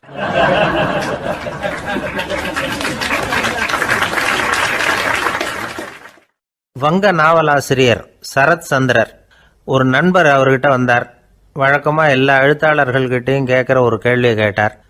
நீங்கள் எழுத்துத்துறைக்கு வந்தது எப்படி? இதுதான் கேள்வி. அதை தெரிஞ்சு என்ன பிரயோஜனம்னார் சரத் சந்திரர். சும்மா சொல்லுங்களேன், தெரிஞ்சுக்கிறேன் அப்படின்னார் வந்தவர். சரி சொல்கிறேன்னு ஆரம்பித்தார். நான் ரங்கூனில் வேலை பார்த்துக்கிட்டு இருந்தேன். சம்பளம் பத்தில், வேலையும் பார்த்துக்கிட்டு ஒரு பலசரக்கு கடை வைக்கலாம்னு நினச்சேன். என்னால் மளிகை கடை வச்சு சரியாக நடத்த முடியுமாங்கிற சந்தேகம் என் மனைவிக்கு. அதை சோதனை பண்ணி பார்க்கணுங்கிறதுக்காக சில பொருள்களின் அளவு, அதோட விலை, இப்படி சிலதை சொல்லி எல்லாத்தையும் மனக்கணக்காக கூட்டி போட சொன்னாங்க. என்னால் சரியாக கூட்டி சொல்ல முடியல. உங்களால் மளிகை கடை நடத்த முடியாதுன்னு சொல்லிவிட்டாங்க. உடனே என்ன பண்ணுறது, வேறு வழி இல்லை, கதை எழுத ஆரம்பிச்சிட்டேன் அப்படின்னார். கேட்டவருக்கு சிரிப்பு வந்துட்டு தான். சரத் சந்திரர் ஒரு பக்கம் சீரியஸான நாவல்கள், சிறுகதைகள் எழுதியிருந்தாலும் அவருடைய இன்னொரு பக்கம் வேற விதம். நண்பர்கள்கிட்ட பேசும்பொழுதும் சரி, அவர்களுக்கு கடிதங்கள் எழுதும்போதும் சரி, கேலியும் கிண்டலும் நகைச்சுவை உணர்வும் அதிகமாக இருக்கும். காந்திஜி ஒரு சமயம் கல்கத்தாவுக்கு வந்திருந்தார். தேசபக்தர்கள் பல பேர் அவர்கிட்ட பேசிக்கிட்டு இருந்தாங்க. அப்போது சரத் சந்திரரும் அங்கே இருந்தார். கிரண் சங்கர் ராய் அப்படிங்கிறவரும் அங்கே இருந்தார். அவர் சொன்னாராம், காந்திஜியோட பழகிய முதல் வங்காளி நான் தான். போயர் யுத்த காலத்தில் இவர் லண்டனுக்கு வந்திருந்தப்போ என்கிட்ட தான் வங்காள மொழி கற்றுக்கிட்டார் அப்படின்னாராம். உடனே சரத் சந்திரர் காந்திஜியை பார்த்து, இவர் உங்களுக்கு வங்காள மொழி கற்றுக் கொடுத்தது உண்மைதானா அப்படின்னாராம். ஆமான்னாராம் காந்தி. அதனால தான் உங்களால் வங்காள மொழி கற்றுக்க முடியல அப்படின்னாராம். எல்லாரும் சிரிச்சாங்களாம். சரத் சந்திரர் சாம்தாபேர் அப்படிங்கிற கிராமத்தில் தங்கியிருந்தார் ஒரு இலக்கிய நிகழ்ச்சியில் கலந்துக்கிறதுக்காக. அதுக்காக ஒரு கல்கத்தாவுக்கு போக வேண்டிய சூழ்நிலை. அதுக்காக புறப்பட்டார். அந்த சமயத்தில் பின்னாடி இருந்து யாரோ அவரை கூப்பிட்டாங்க. இப்படி கூப்பிட்டவரை பார்த்து இன்னொருத்தர் யாரோ அதட்டி இருக்கிறாங்க. போகிறவரை ஏன் இப்படி கூப்பிடுறீங்க அப்படின்னு. ஏன் கூப்பிட்டா என்னன்னு கேட்டிருக்கார் சரத் சந்திரர். புறப்படுறவங்கள பின்னாடி இருந்து கூப்பிடுறது அபசகுனம், போகிற இடத்துல ஏதாவது ஆபத்து வரலாம் அப்படின்னு அதுக்கு விளக்கம் கொடுத்துருக்கிறார் அவர். உடனே சரத் சந்திரர் சொன்னாராம், இதோ இவங்க என்ன இலக்கிய கூட்டத்துக்கு அழைச்சிட்டு போகிறாங்களே, இதை விட வேற என்ன ஆபத்து வந்துட போகுது அப்படின்னாராம். இப்படி சரத் சந்திரருக்கு இயல்பாகவே நகைச்சுவை உணர்வு உண்டு. அவருடைய நண்பர் ஒருத்தர் வீட்டுக்கு கூப்பிட்டுருந்தார். அங்கே ஒரு கச்சேரிக்கு ஏற்பாடு பண்ணியிருந்தாங்க. சரத் சந்திரருக்கு இயல்பாகவே கச்சேரியில் நீண்ட ஆலோசனையெல்லாம் கேட்கறதுக்கு பொறுமை இருக்காது. அதனால் மெதுவாக பாட போகிறவர் எப்படி அப்படின்னு கேட்டிருக்கார். அவருக்கு ரொம்ப நல்லா பாட தெரியும் அப்படின்னு சொல்லியிருக்கிறாங்க. அதுக்கு சரத் சந்திரர், பாட தெரியுங்கிறது சரி, பாட்டை நிறுத்த தெரியுமா அதை சொல்லுங்க முதல்ல அப்படின்னாராம்.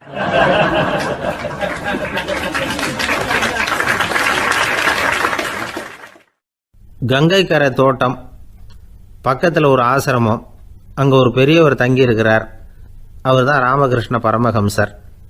அந்த ஆசிரமம் இருந்த இடம் கரக்பூர். வங்காளத்தில் பொதுவாக எல்லாரும் மீன் சாப்பிட்றது உண்டு. கங்கையில் குளிச்சுட்டு கையில் ஒரு மீனோடு வர்றது வழக்கம். இவர் இருக்கிற இடத்துக்கு கங்கையில் படகு வழியாக வரணும். அப்படி தான் எல்லோரும் வருவாங்க. வர்றவங்கள ஒன்று கூட்டி ஆன்மீக விஷயங்களை பற்றி பேசிக்கிட்டு இருப்பார். ஒவ்வொரு நாள் ஒவ்வொருத்தர் நகரத்துக்கு போகணும். வரும்பொழுது மீன் கொண்டுகிட்டு வரணும். அதுக்கு ஒரு அட்டவணையே உண்டு ஆசிரமத்தில். அது பிரகாரம் ஒரு நாள் சுவாமி யோகானந்தர் படகில் போனார். படகை செலுத்தினவங்க ராமகிருஷ்ணரையும் சுவாமி யோகானந்தரையும் மற்றவங்களையும் பித்தர்கள் அப்படின்னு சொல்லி ஏளனமாக பேசினாங்க. அவங்க என்ன பைத்தியம் பிடிச்சவங்க அப்படிங்கிறது மாதிரி. சுவாமி யோகானந்தருக்கு ரொம்ப மென்மையான இதயம். இவங்க இப்படி கண்ணாபின்னான்னு பேசுகிறத பார்த்தா மீனை வாங்கிட்டு திரும்புகிறப்போ என்ன நடக்குமோ அப்படிங்கிற பயம் வேறு வந்துட்டுது அவருக்கு. அவ்வளவு மென்மையானவர். இதை தெரிஞ்சுக்கிட்ட ராமகிருஷ்ணர், யோகானந்தா இங்கே வா அப்படின்னு கூப்பிட்டார். இவர் கண்ணீரை தொடச்சிக்கிட்டே கிட்ட போனார். சொன்னார், ஐயா, படகு ஓட்டுறவங்க உங்களை பற்றி மோசமாக பேசுகிறாங்க. என்ன திட்டினா பரவாயில்ல, ஆனால் உங்களை அவங்க திட்டுறாங்க. அதை என்னால் தாங்கிக்க முடியல அப்படின்னார். இதை கேட்டதும் ராமகிருஷ்ணருக்கு கோபம் வந்துட்டு தான். என்னது, உன்னுடைய குருவை பற்றி அவங்க மோசமாக பேசும்பொழுது நீ சும்மா இருந்தியா? வெளியில் போ அப்படின்னு விட்டார். குரு நிந்தனை செய்கிறப்போ அதை கேட்டுக்கிட்டு சும்மா இருக்கலாமா? குரு நிந்தனையை கேட்டால் பாவம் இல்லையா? என்னை தூற்றும் போது அவங்க பாவம் செய்கிறாங்க. அதை கேட்டுக்கிட்டு நீ சும்மா இருந்தால் நீயும் பாவம் செய்கிற அப்படின்னாராம். அடுத்த நாள் சுவாமி நிரஞ்சனானந்தர் போக வேண்டிய நாள். இவர் படகுல போகும்பொழுதும் அதே மாதிரி நடந்து தான். அவங்க மோசமாக பேச ஆரம்பித்தாங்க, திட்ட ஆரம்பித்தாங்க. அப்படி கேலி பண்ண ஒருத்தனை இவர் என்ன பண்ணார், பலார்னு கன்னத்தில் அரைஞ்சிட்டார். இன்னொருத்தனை கங்கையில் தூக்கி எறியறதுக்கும் தயாராகிட்டார். அதுக்கப்புறம் அவங்க யாரும் வாயை திறக்கலை. மீன் வாங்கிட்டு வர்றப்பவும் படகுல ஒரே அமைதி. அவ்வளவு பயம் அவங்களுக்கு. ராமகிருஷ்ணர் கூப்பிட்டு விசாரித்தார் என்ன நடந்ததுன்னு. இவர் சொன்னார், அவர் யோகானந்தா போகும்பொழுது என்ன நடந்ததோ அப்படியே தான் இப்போவும் நடந்தது. குரு நிந்தனை செய்கிறத கேட்டுக்கிட்டு நான் சும்மா இருப்பேனா?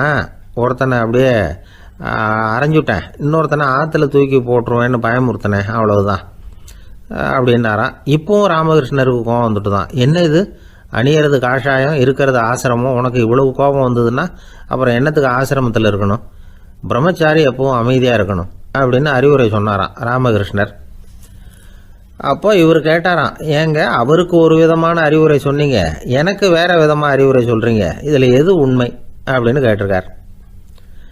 இதுக்கு ராமகிருஷ்ணர் சொன்ன பதில் என்னென்னா, அட அசடே, சக்கரத்தில் காற்று அதிகமாக இருந்தால் குறைக்கணும், குறைச்சலாக இருந்தால் கூட்டணும். அவன் சாது, அவனுக்கு அதிக உணர்ச்சி தேவை, உனக்கு படபடப்பு அதிகம், உனக்கு பொறுமை தேவை அப்படின்னாராம். இதில் உள்ள கருத்து என்னென்னா, கல்விங்கிறது எப்படின்னா அதை சூழ்நிலைக்கு தகுந்த மாதிரி கற்பிக்கணும். எல்லாருக்கும் ஒரே மாதிரி கற்பிக்கக்கூடாது. கேட்குறவர் தகுதி, புரிஞ்சுக்கிற திறமை, இதை பொறுத்து கல்வி அமையணும். ஆரம்ப காலத்தில் ஒரு குரு, அப்போ ஒரு சீடன் இருந்தான். அது வேடிக்கையான குரு, வேடிக்கையான சீடன். ஒரு ஆசிரமம். ஒரு நாள் ஒருத்தன் அவசரமாக அந்த குருவை தேடி வந்திருக்கிறான். என்ன விஷயம்னு விசாரித்தார் குரு. உங்கள் சீடர் என்னை அடிச்சுட்டார் அப்படின்னு புகார் பண்ணானான் அந்த ஆள். குரு சீடனை கூப்பிட்டார். அடிச்சியா இந்த ஆளை அப்படின்னு கேட்டாரான். ஆமான் இருக்கான் சீடன். ஏன் அடிச்சே அப்படின்னு கேட்டாரான். இந்த ஆள் உங்களை பற்றி மட்டமாக பேசிவிட்டான், என்னால் அதை தாங்கிக்க முடியல, அதனால தான் அடிச்சுட்டேன்ருக்கான். அப்படி என்ன பேசினா அப்படின்னு கேட்டாரான். உன்னுடைய குருநாதர் இப்போல்லாம் அர்த்தமில்லாமல் பேச ஆரம்பிச்சுட்டார் அப்படின்னு சொல்லிவிட்டான், அதனால தான் அடிச்சுட்டேன் அப்படின்னு நானான். அதுக்காக அடித்தே அப்படின்னாரான். நான் அதுக்காக அடிக்கலை குருவே, இப்பெல்லாம் நீங்கள் அர்த்தம் இல்லாமல் பேசுகிறதாக அவன் சொல்கிறான், அப்படின்னா இதுவரைக்கும் நீங்கள் அர்த்தத்தோடு பேசினதாகத்தானே அர்த்தம், அது தப்பு தானே, அதனால தான் அடித்தேன் அப்படின்னு நானான்.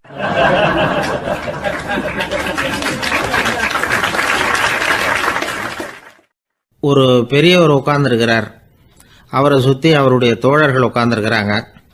ஏதோ ஒரு முக்கியமான செய்தியை அவர் அவங்களுக்கு சொல்லிகிட்டு இருக்கிறார். அவங்களும் ஆர்வமாக கேட்டுக்கிட்டு இருக்கிறாங்க. இந்த சமயத்தில் யாரோ ஒரு ஆள் வேகமாக அங்கே வர்றார். வர்ற வேகத்திலேயே எனக்கு ஏதாவது உதவி செய்யுங்க அப்படின்னு கேட்டுக்கிட்டே வர்றார். கேட்கறது உதவி, ஆனால் குரல் மிரட்டுறது மாதிரி இருக்கு, அதட்டி கேட்கறது மாதிரி இருக்கு.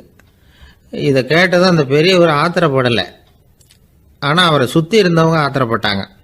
இதை பெரியவர் கவனிச்சார். கொஞ்சம் அமைதியாக இருங்கன்னார். வந்தவரை கூப்பிட்டார். அவருக்கு சில பொருள்களை கொடுத்தார். என்னங்க இப்போ உங்களுக்கு மகிழ்ச்சி தானே அப்படின்னார். ஆ அப்படின்னு அலட்சியமாக அவர் சொல்கிறார். நான் உங்களை நல்ல முறையில் நடத்தினேன்னா அப்படின்னு கேட்குறாரு அவர் மறுபடியும். அதெல்லாம் ஒன்றும் இல்லை அப்படின்னு சொல்லி அவர் சொல்லிகிட்டு இருக்கிறாரு. குரலில் கடுமை குறையில. சுற்றி இருந்தவங்களால இதை பொறுத்துக்க முடியல. கோபத்தோடு அவரை நோக்கி நெருங்க ஆரம்பித்தாங்க. பெரியவர் அவங்களையெல்லாம் தடுத்து நிறுத்தினார். வந்தவரை வாங்க என்னோட அப்படின்னு சொல்லி அழைச்சிட்டு போனார். வீட்டுக்கு போனார். அங்கே போனதும் இன்னும் சில பொருள்களை எடுத்து அவர்கிட்ட கொடுத்தார். இப்போ திருப்தி தானே, நான் உங்ககிட்ட நல்ல முறையில் நடந்துக்கிட்டேனா அப்படின்னார். அவர் முகம் இப்போ தான் கொஞ்சம் மலர்ந்தது. ரொம்ப நன்றி, இறைவன் உங்கள் குடும்பத்துக்கு எல்லா நன்மைகளையும் செய்வான் அப்படின்னு சொன்னார். இதே வார்த்தைகளை என்னுடைய தோழர்கள்கிட்டே சொல்லிட்டீங்கன்னா அவங்க கோபம் தணிஞ்சிரும், வர முடியுமான்னார். கண்டிப்பாக வர்றேன் அப்படின்னாரு. மறுநாள் காலையில் அந்த இடத்துக்கு வந்தார். அதே மாதிரி சொல்லிவிட்டு அவர் போயிட்டார். தோழர்கள்லாம் ரொம்ப வியப்போடு பெரியவரை பார்த்தாங்க. அந்த பெரியவர் தான் நபிகள் நாயகம். அவர் சொன்னார், ஒருத்தன் ரொம்ப ஆசையாக ஒரு ஒட்டகத்தை வளர்த்துக்கிட்டு வந்தான். ஒரு நாள் அந்த ஒட்டகம் கயத்தை அறுத்துக்கிட்டு ஓடி போயிட்டுது. அக்கம் பக்கத்தில் இருக்கிறவங்கெல்லாம் அந்த ஒட்டகத்தை பிடிக்கிறதுக்கு முயற்சி பண்ணாங்க. அதை துரத்திக்கிட்டு ஓடினாங்க. ஒட்டகம் தாறுமாறாக ஓட ஆரம்பிச்சுது. இந்த சமயத்தில் ஒட்டகத்தை வளர்த்தவன் அங்கே ஓடி வந்தான். நீங்கள் அதை ஒன்றும் செய்ய வேணாம், விட்டுருங்க, அதோட சுபாவம் எனக்கு நல்லா தெரியும், அதை சுலபமாக என்னோட வழிக்கு கொண்டுட்டு வந்துட முடியும், நான் பார்த்துக்கிறேன், விட்டுருங்கோ அப்படின்னா. எல்லாரும் விலைக்கு போயிட்டாங்க. இவன் என்ன செஞ்சான் தெரியுமா? கொஞ்சம் புல்லை கையில் எடுத்துக்கிட்டு அந்த ஒட்டகத்தை நெருங்கினான். அவ்வளவுதான். அது ஓடி இவன் காலடியில் உட்காந்துக்கிட்டது. செல்லமாக அதை அப்படியே தடவி கொடுத்தான். முதுகில் ஏறி உட்காந்துக்கிட்டான். அது பாட்டுக்கு சாதுவாக நடந்து போகுது. இந்த கதையை நபிகள் நாயகம் தம்முடைய தோழர்களுக்கு சொல்கிறார். ஒட்டகத்தை மட்டும் இல்லை, சில மனிதர்களையும் கூட சில விதத்தில் அணுகிதான் அவர்களை சீர்திருத்த வேண்டியிருக்குது அப்படிங்கிறத அவங்களுக்கு உணர்த்தினார். இது ஒரு அழகான உளவியல் அணுகுமுறை. சில குடும்ப தலைவர்கள் கூட இந்த ஒட்டகம் மாதிரி நடந்துக்கிறது உண்டு, அப்புறம் அடங்கி போகிறதும் உண்டு. ஒரு குடும்ப தலைவர் காலையில் எழுந்திரிச்சதுலேருந்து சத்தம் போட்டு கத்திக்கிட்டு இருப்பார். பக்கத்தில் இருந்தவங்கெல்லாம் ஓடி போய் சமாதானம் பண்ணி பார்த்தாங்க. அவர் ஓயறது மாதிரி தெரியல. கடைசியில் அவர் மனைவி வந்தாங்க. நீங்கள் எல்லாம் விலகி போயிடுங்க, அவர் சுபாவம் எனக்கு தெரியும், நான் பார்த்துக்கிறேன் அப்படின்னாங்க. சரின்னு எல்லாரும் போயிட்டாங்க. சாயந்தரமாக பார்க்குறாங்க, அவர் சத்தம் இல்லாமல் ஒரு மூலையில் உட்காந்துருக்கிறார். ரொம்ப சாதுவா. ஆச்சரியமாக இருந்தது. என்னம்மா பண்ணீங்கன்னு கேட்டாங்க.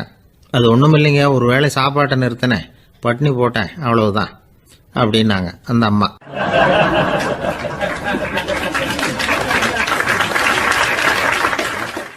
தேசத்து மேலையும் தாய்மொழி பேர்லையும் செலுத்துற அன்புக்கு அபிமானம்னு பேர். தேசாபிமானம்னு சொல்றமே இதுதான். ஒரு கணவன் மனைவி பேர்ல காட்டுற அன்புக்கு காதல்னு பேரு.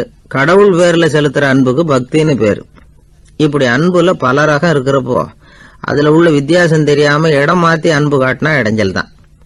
சரி, இந்த அன்பை பத்தி விஞ்ஞானம் என்ன சொல்லுது தெரியுமா? இதயத்தை பாதுகாக்கிறதுக்கு முக்கியமா தேவைப்படுற ஒண்ணு இந்த அன்புதான்னு சொல்லுது. நெதர்லாந்து விஞ்ஞானிகள் இதை ஆராய்ச்சி பண்ணியே கண்டுபிடிச்சிருக்கிறாங்க. கொஞ்சம் முயல் குட்டிகளை 2 பிரிவா பிரிச்சாங்க. 2 குரூப்புக்கும் கொழுப்பு அதிகமா உள்ள ஆகாரத்தையே கொடுத்துக்கிட்டு வந்தாங்க. ஆனா ஒரு குரூப்புக்கு வெறுமன ஆகாரத்தை கொடுத்ததோட சரி, இன்னொரு குரூப் முயல்களுக்கு ஆகாரம் கொடுத்ததோட நிறுத்திக்கல. அதுக்கு முன்னாடி கூண்டுகளை திறந்து விட்டு முயல்களை கொஞ்ச நேரம் எடுத்து கொஞ்சி விட்டு அதுக்கப்புறமா ஆகாரம் கொடுத்தாராம் ஆராய்ச்சியாளர். இந்த குரூப்புக்கு இதய பாதிப்பு 60% குறைச்சலா இருந்துதான். சில நோயாளிகளுக்கு ஹார்ட் அட்டாக் வந்தாலும் அதை தாங்கிக்கிட்டு குணமாகிற சக்தி அதிகமா இருக்குது. இது எப்படின்னு ஆராய்ச்சி பண்ணி பார்த்துருக்கிறாங்க. அவங்கெல்லாம் மனைவி தன் பேர்ல ரொம்ப அன்பா இருக்கிறதாக நினைக்கிறவங்களா இருக்கிறாங்களாம். இதய நோயாளிகள் பல பேரை சந்திச்சு இதய நோய் ஏற்பட என்ன காரணம்னு கேட்டிருக்கிறாங்க. அவங்க சொன்ன காரணம்லாம் சாப்பாடு சம்பந்தமா இல்லையா, மனைவி அன்பா இல்ல, இப்படிப்பட்ட காரணத்தை தான் சொல்றாங்களாம். அதனால இதயத்தை பாதுகாக்கணும்னு நினைக்கிறவங்க அடுத்தவங்க அன்பா இருக்கிறது மாதிரி பாத்துக்குங்க, அதுதான் முக்கியம். ஒருத்தர் முகம் பூரா பிளாஸ்டரி போட்டுட்டு வந்தார், ரொம்ப கோபமா. என்னங்க ஆச்சுன்னு விசாரிச்சேன். எல்லாம் உங்களால தான் சார்னார். விவரமா சொல்லுங்களேன். என்ன உங்க தகவலை கேட்டுட்டு ஒரு பூனைக்குட்டியை கையில எடுத்தேன், அன்பா அதை தடவி கொடுக்கறதுக்காக. ஆனா அது முந்திக்கிட்டது, அது என் முகத்தை தடவி கொடுத்துட்டுது. முகம் பூரா நகை கீறல், அதுதான் இப்படி அப்படின்னார்.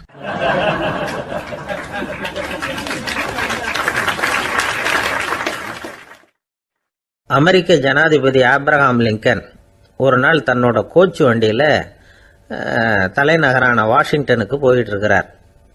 கோச்சு வண்டி ஒரு சாலையில் போயிட்டு இருக்கு. அந்த சாலைக்கு ஒரு பக்கத்தில் பயங்கரமான சதுப்பு நிலம். சதுப்பு நிலம்னா அது புதைகுழி, புதை மணல்ங்கிறோம்ல, அது மாதிரி. அந்த சதுப்பு நிலத்தில் யாராவது மாட்டிக்கிட்டா அவ்வளவுதான், ஆளை கொஞ்சம் கொஞ்சமாக உள்ள அமுக்கிவிடும். தப்பிச்சு கரையேறது கஷ்டம். அப்படிப்பட்ட நிலம் அது. ஆப்ரஹாம் லிங்கன் ஏதோ ஒரு முக்கியமான அரசாங்க வேலையா போயிட்டு திரும்பி வந்துகிட்டு இருக்கிறார். அதனால அந்த சமயத்தில் அவர் விலை வசந்த ஆடைகளை அணிஞ்சிருக்கிறார். அப்படி அவர் அந்த கோச்சு வண்டியில் வந்துகிட்டு இருக்கிறாரு. அந்த சமயத்தில் ஒரு காட்சி அவர் கண்ணில் பட்டுட்டுது. என்ன தெரியுமா? ரோட்டுக்கு பக்கத்தில் இருந்த சதுப்பு நிலத்தில் ஒரு இளம் பன்றி குட்டி சிக்கிக்கிட்டு தவிச்சிக்கிட்டு இருக்குது. பரிதாபமாக கத்திக்கிட்டு இருக்குது. அதை பார்த்தார் லிங்கன். அவருக்கு என்ன மாதிரி ஆயிட்டுது. உடனே வண்டியை நிறுத்த சொன்னார். கீழே இறங்கினார். தன்னோட விலை வசந்த ஆடைகளை பற்றி லட்சியம் பண்ணவே இல்லை. தனக்கே ஆபத்து வரலாம்ங்கிறத பற்றியும் கவலைப்படலை. தான் ஒரு குடியரசுத் தலைவருங்கிறத பற்றியும் அவர் நினச்சி பார்க்கல. நேராக அந்த சதுப்பு நிலம் பக்கமாக போனார். அந்த சேத்துல இறங்கி பன்றிக்குட்டியை காப்பாற்றி கரைக்கு கொண்டுட்டு வந்து சேர்த்துட்டார். அதுக்கப்புறம் நிம்மதியாக கோச்சு வண்டியில் ஏறி வெள்ள மாளிகைக்கு வந்து சேர்ந்தார். ட்ரெஸ்ஸு, உடம்பு பூரா சேறு சகதி. பார்க்குறவங்களுக்கெல்லாம் ஆச்சரியமாக போச்சு. அவங்களுக்கு ஒன்றும் புரியல. இவர் நேராக ட்ரெஸ்ஸு மாற்றிக்கிறதுக்காக போனார். கோச்சு வண்டி ஓட்டிகிட்டு வந்தவங்கிட்ட போய் எல்லாரும் கேட்டாங்க என்ன ஆச்சு அப்படின்னு. அவர் வர்ற வழியில் நடந்த விவரத்தை சொன்னார்.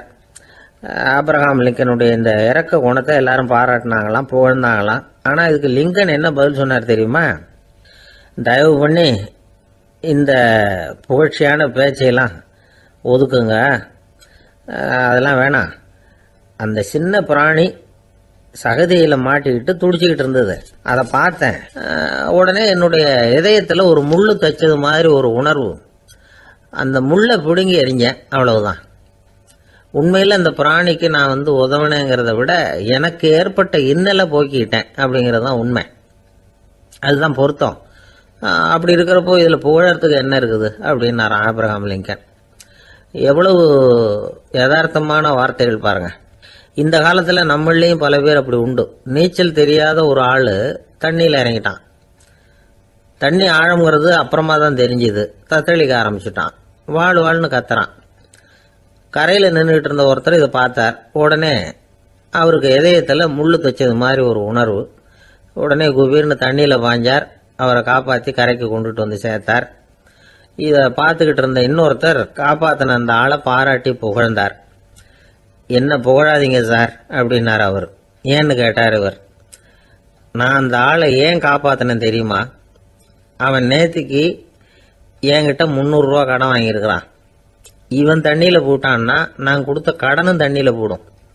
அதனால தான் விழுந்து காப்பாற்றினேன் அப்படின்னா அந்த ஆள்.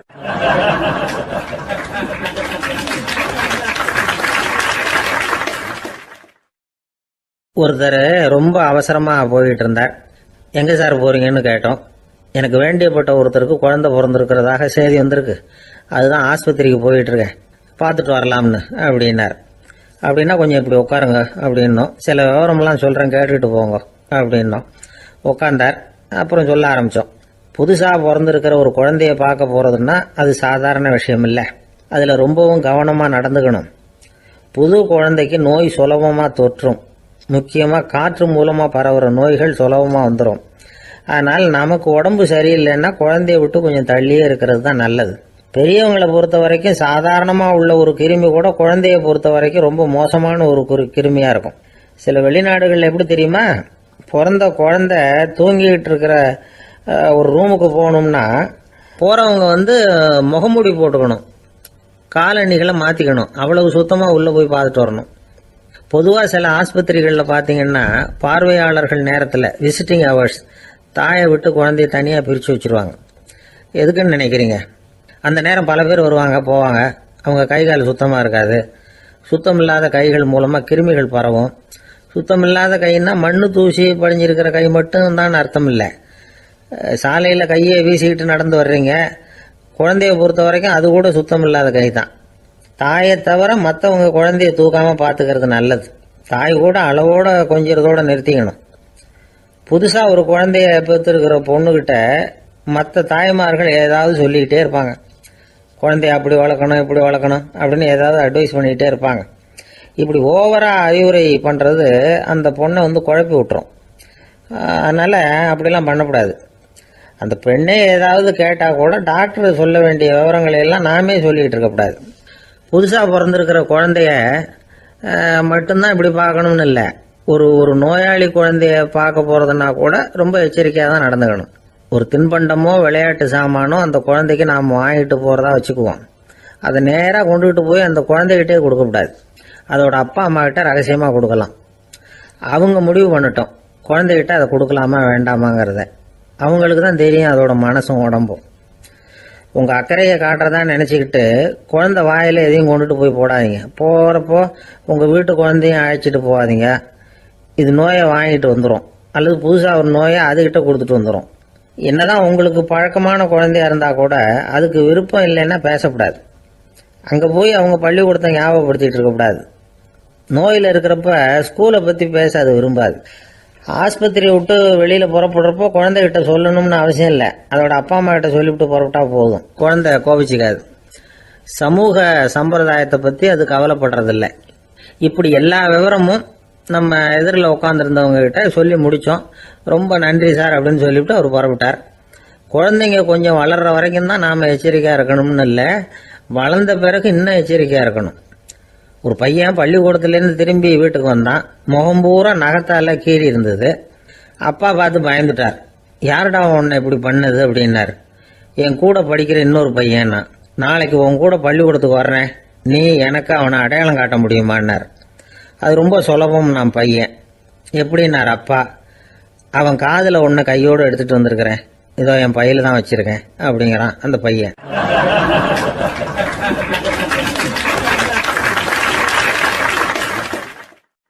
ஒருத்தர் இருக்கார், நல்ல உத்தியோகத்தில் தான் இருக்கிறார்.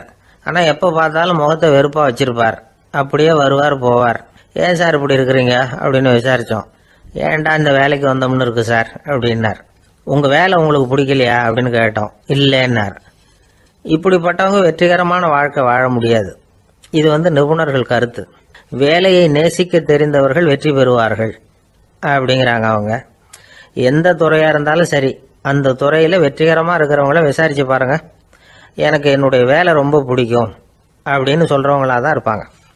அப்படி இருந்தால் தான் அது வெற்றிகரமாக இருக்க முடியுது அவங்களால. ஒருத்தனுக்கு பிடித்தமான பொழுதுபோக்கே அவனுடைய தொழிலாக இருந்துட்டுதுன்னா அவனை மாதிரி கொடுத்து வச்சவன் வேற யாரும் இல்லை அப்படிங்கிறார் பெர்னாட் ஷா. ஒரு தடவை மன்னர் ஹுமாயூன் உயிரை தண்ணீர் முண்டு ஊற்றுகிற தொழிலாளி ஒருத்தர் காப்பாற்றினாராம் அந்த ஹுமாயூன் உயிரை. உடனே மன்னர் கேட்டிருக்கார், உனக்கு என்ன வேணும்னாலும் கேளு தரேன், உயர் பதவி வேணுமா அப்படின்னு கேட்டாராம். மன்னா, மக்களின் தாகம் தீர்க்கக்கூடிய இந்த பணியை விட உயர்ந்தது உண்டா அப்படின்னாராம் அந்த தொழிலாளி. அவரால் அவருடைய வேலையை நேசிக்க முடிஞ்சுது, அதனால் மகிழ்ச்சியாக இருக்க முடிஞ்சுது. நாமெல்லாம் அப்படி இல்லை. வேலை கிடைக்கிற வரைக்கும் கிடைச்சா போதும் அப்படின்னு இருக்கோம். கிடைச்சதுக்கப்புறம் ஏன்டா அந்த வேலைக்கு வந்தோம்னு ரொம்பவும் அழுத்துக்குவோம். சரி, நாம் இருக்கிற இடத்துல நாம் வெற்றிகரமாக இருக்க வழி உண்டா அப்படின்னா உண்டுன்னு சொல்கிறாங்க. அதாவது மன இயல் நிபுணர்கள் இருக்கிறாங்க இல்லையா, அவங்க அதுக்கு முக்கியமாக 6 வழிகள் சொல்கிறாங்க. நீங்கள் ஒரு அலுவலகத்தில் வேலை பார்க்குறவரா அப்படின்னா இதை கேளுங்க. அதாவது உங்கள் மேலதிகாரி எதிர்பார்ப்புக்கு தகுந்த மாதிரி உங்கள் வேலை இருக்குதா? அப்படி இல்லைன்னா முதல்ல உங்கள் வேலையின் தரம் உயரணும்.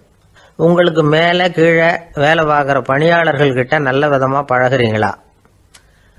அந்த உறவு முறையில் ஏதாவது குறை இருந்தால் அதை கண்டுபிடிச்சி சரி பண்ணுங்க. நம்பிக்கைக்கு உரியவர் அப்படின்னு நீங்கள் பேர் எடுக்கணும். நீங்கள் எடுக்கிற முடிவு நல்ல முடிவாக தான் இருக்கும் அப்படின்னு அடுத்தவங்க சொல்லணும்.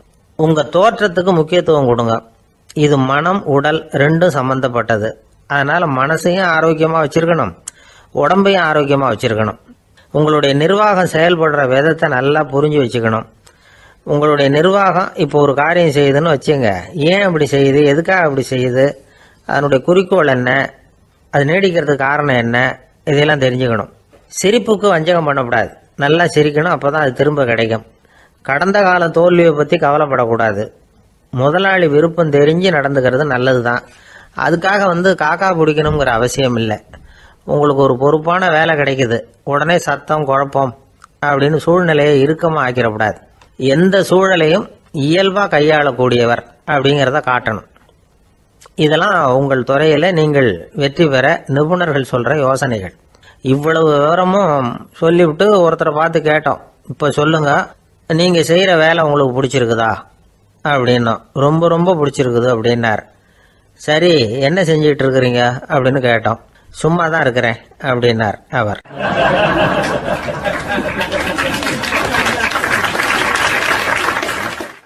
அள்ள அள்ள குறையாதது அட்சய பாத்திரம், அது நமக்கு தெரியும், கேள்விப்பட்டிருக்கிறோம். ஆனால் போட போட நிரம்பாத ஒரு பாத்திரம் உண்டு. அது என்ன தெரியுமா? நம்மள பல பேர்கிட்ட அந்த பாத்திரம் உண்டு. அதுதான் பேராசை அப்படிங்கிற பாத்திரம். அதை நிறைவு செய்யவே முடியாது. பேராசையை பற்றி சுஃபி இலக்கியத்தில் ஒரு பிரபலமான கதை உண்டாம். அதை ஒரு பெரியவர் எடுத்து சொல்லியிருக்கிறார். ஒரு மன்னர் நகர்வலம் போயிட்டு இருக்கார். ஒரு பிச்சைக்காரன் மன்னர் எதிரில் வரான். பிச்சை போடுங்கிறான். என்னுடைய அமைதியை கெடுக்காதே போங்கிறார் மன்னர். அவன் சிரிக்கிறான். அரசே, உங்களுடைய அமைதி கெடக்கூடிய நிலையில் இருந்தா அதுக்கு பேர் அமைதியே கிடையாது அப்படின்னு நானா. எதிரில் நிற்கிறது வெறும் பிச்சைக்காரன் இல்லை, யோகி அப்படிங்கிறத மன்னர் புரிஞ்சுக்கிட்டார். துறவியே, உங்களுக்கு என்ன வேணும்னாலும் கேளுங்க, கொடுக்குறேன்னாராம். அந்த துறவி மறுபடியும் சிரிக்கிறார். அரசே, உங்களால் முடியாததையெல்லாம் கொடுக்க முடியும்னு சத்தியம் செய்யாதீங்க அப்படின்னார். மன்னருக்கு கோபம் வந்துட்டுது. என்ன இவர் இப்படி சொல்றாரு அப்படின்னு நினைச்சார். நகர்வலத்தை பாதியிலேயே நிறுத்தினார். வாங்க அரண்மனைக்குன்னார். துறவியை அழைச்சிக்கிட்டு அரண்மனைக்கு வந்துட்டார். துறவி தன்கிட்ட இருந்த பிச்சை பாத்திரத்தை நீட்டினார். இது நிறைய எனக்கு பொற்காசுகள் வேணும் அப்படின்னாராம். அவ்வளவுதானா, இது ஒரு பெரிய காரியமா அப்படின்னு கையை தட்டினாராம் மன்னர். ஒரு பெரிய தாம்பாளம் நிறைய பொற்காசுகள் சேர்ந்தது. அதை அள்ளி போட்டார். போட போட அந்த பிச்சை பாத்திரம் நிரம்பவே இல்லை.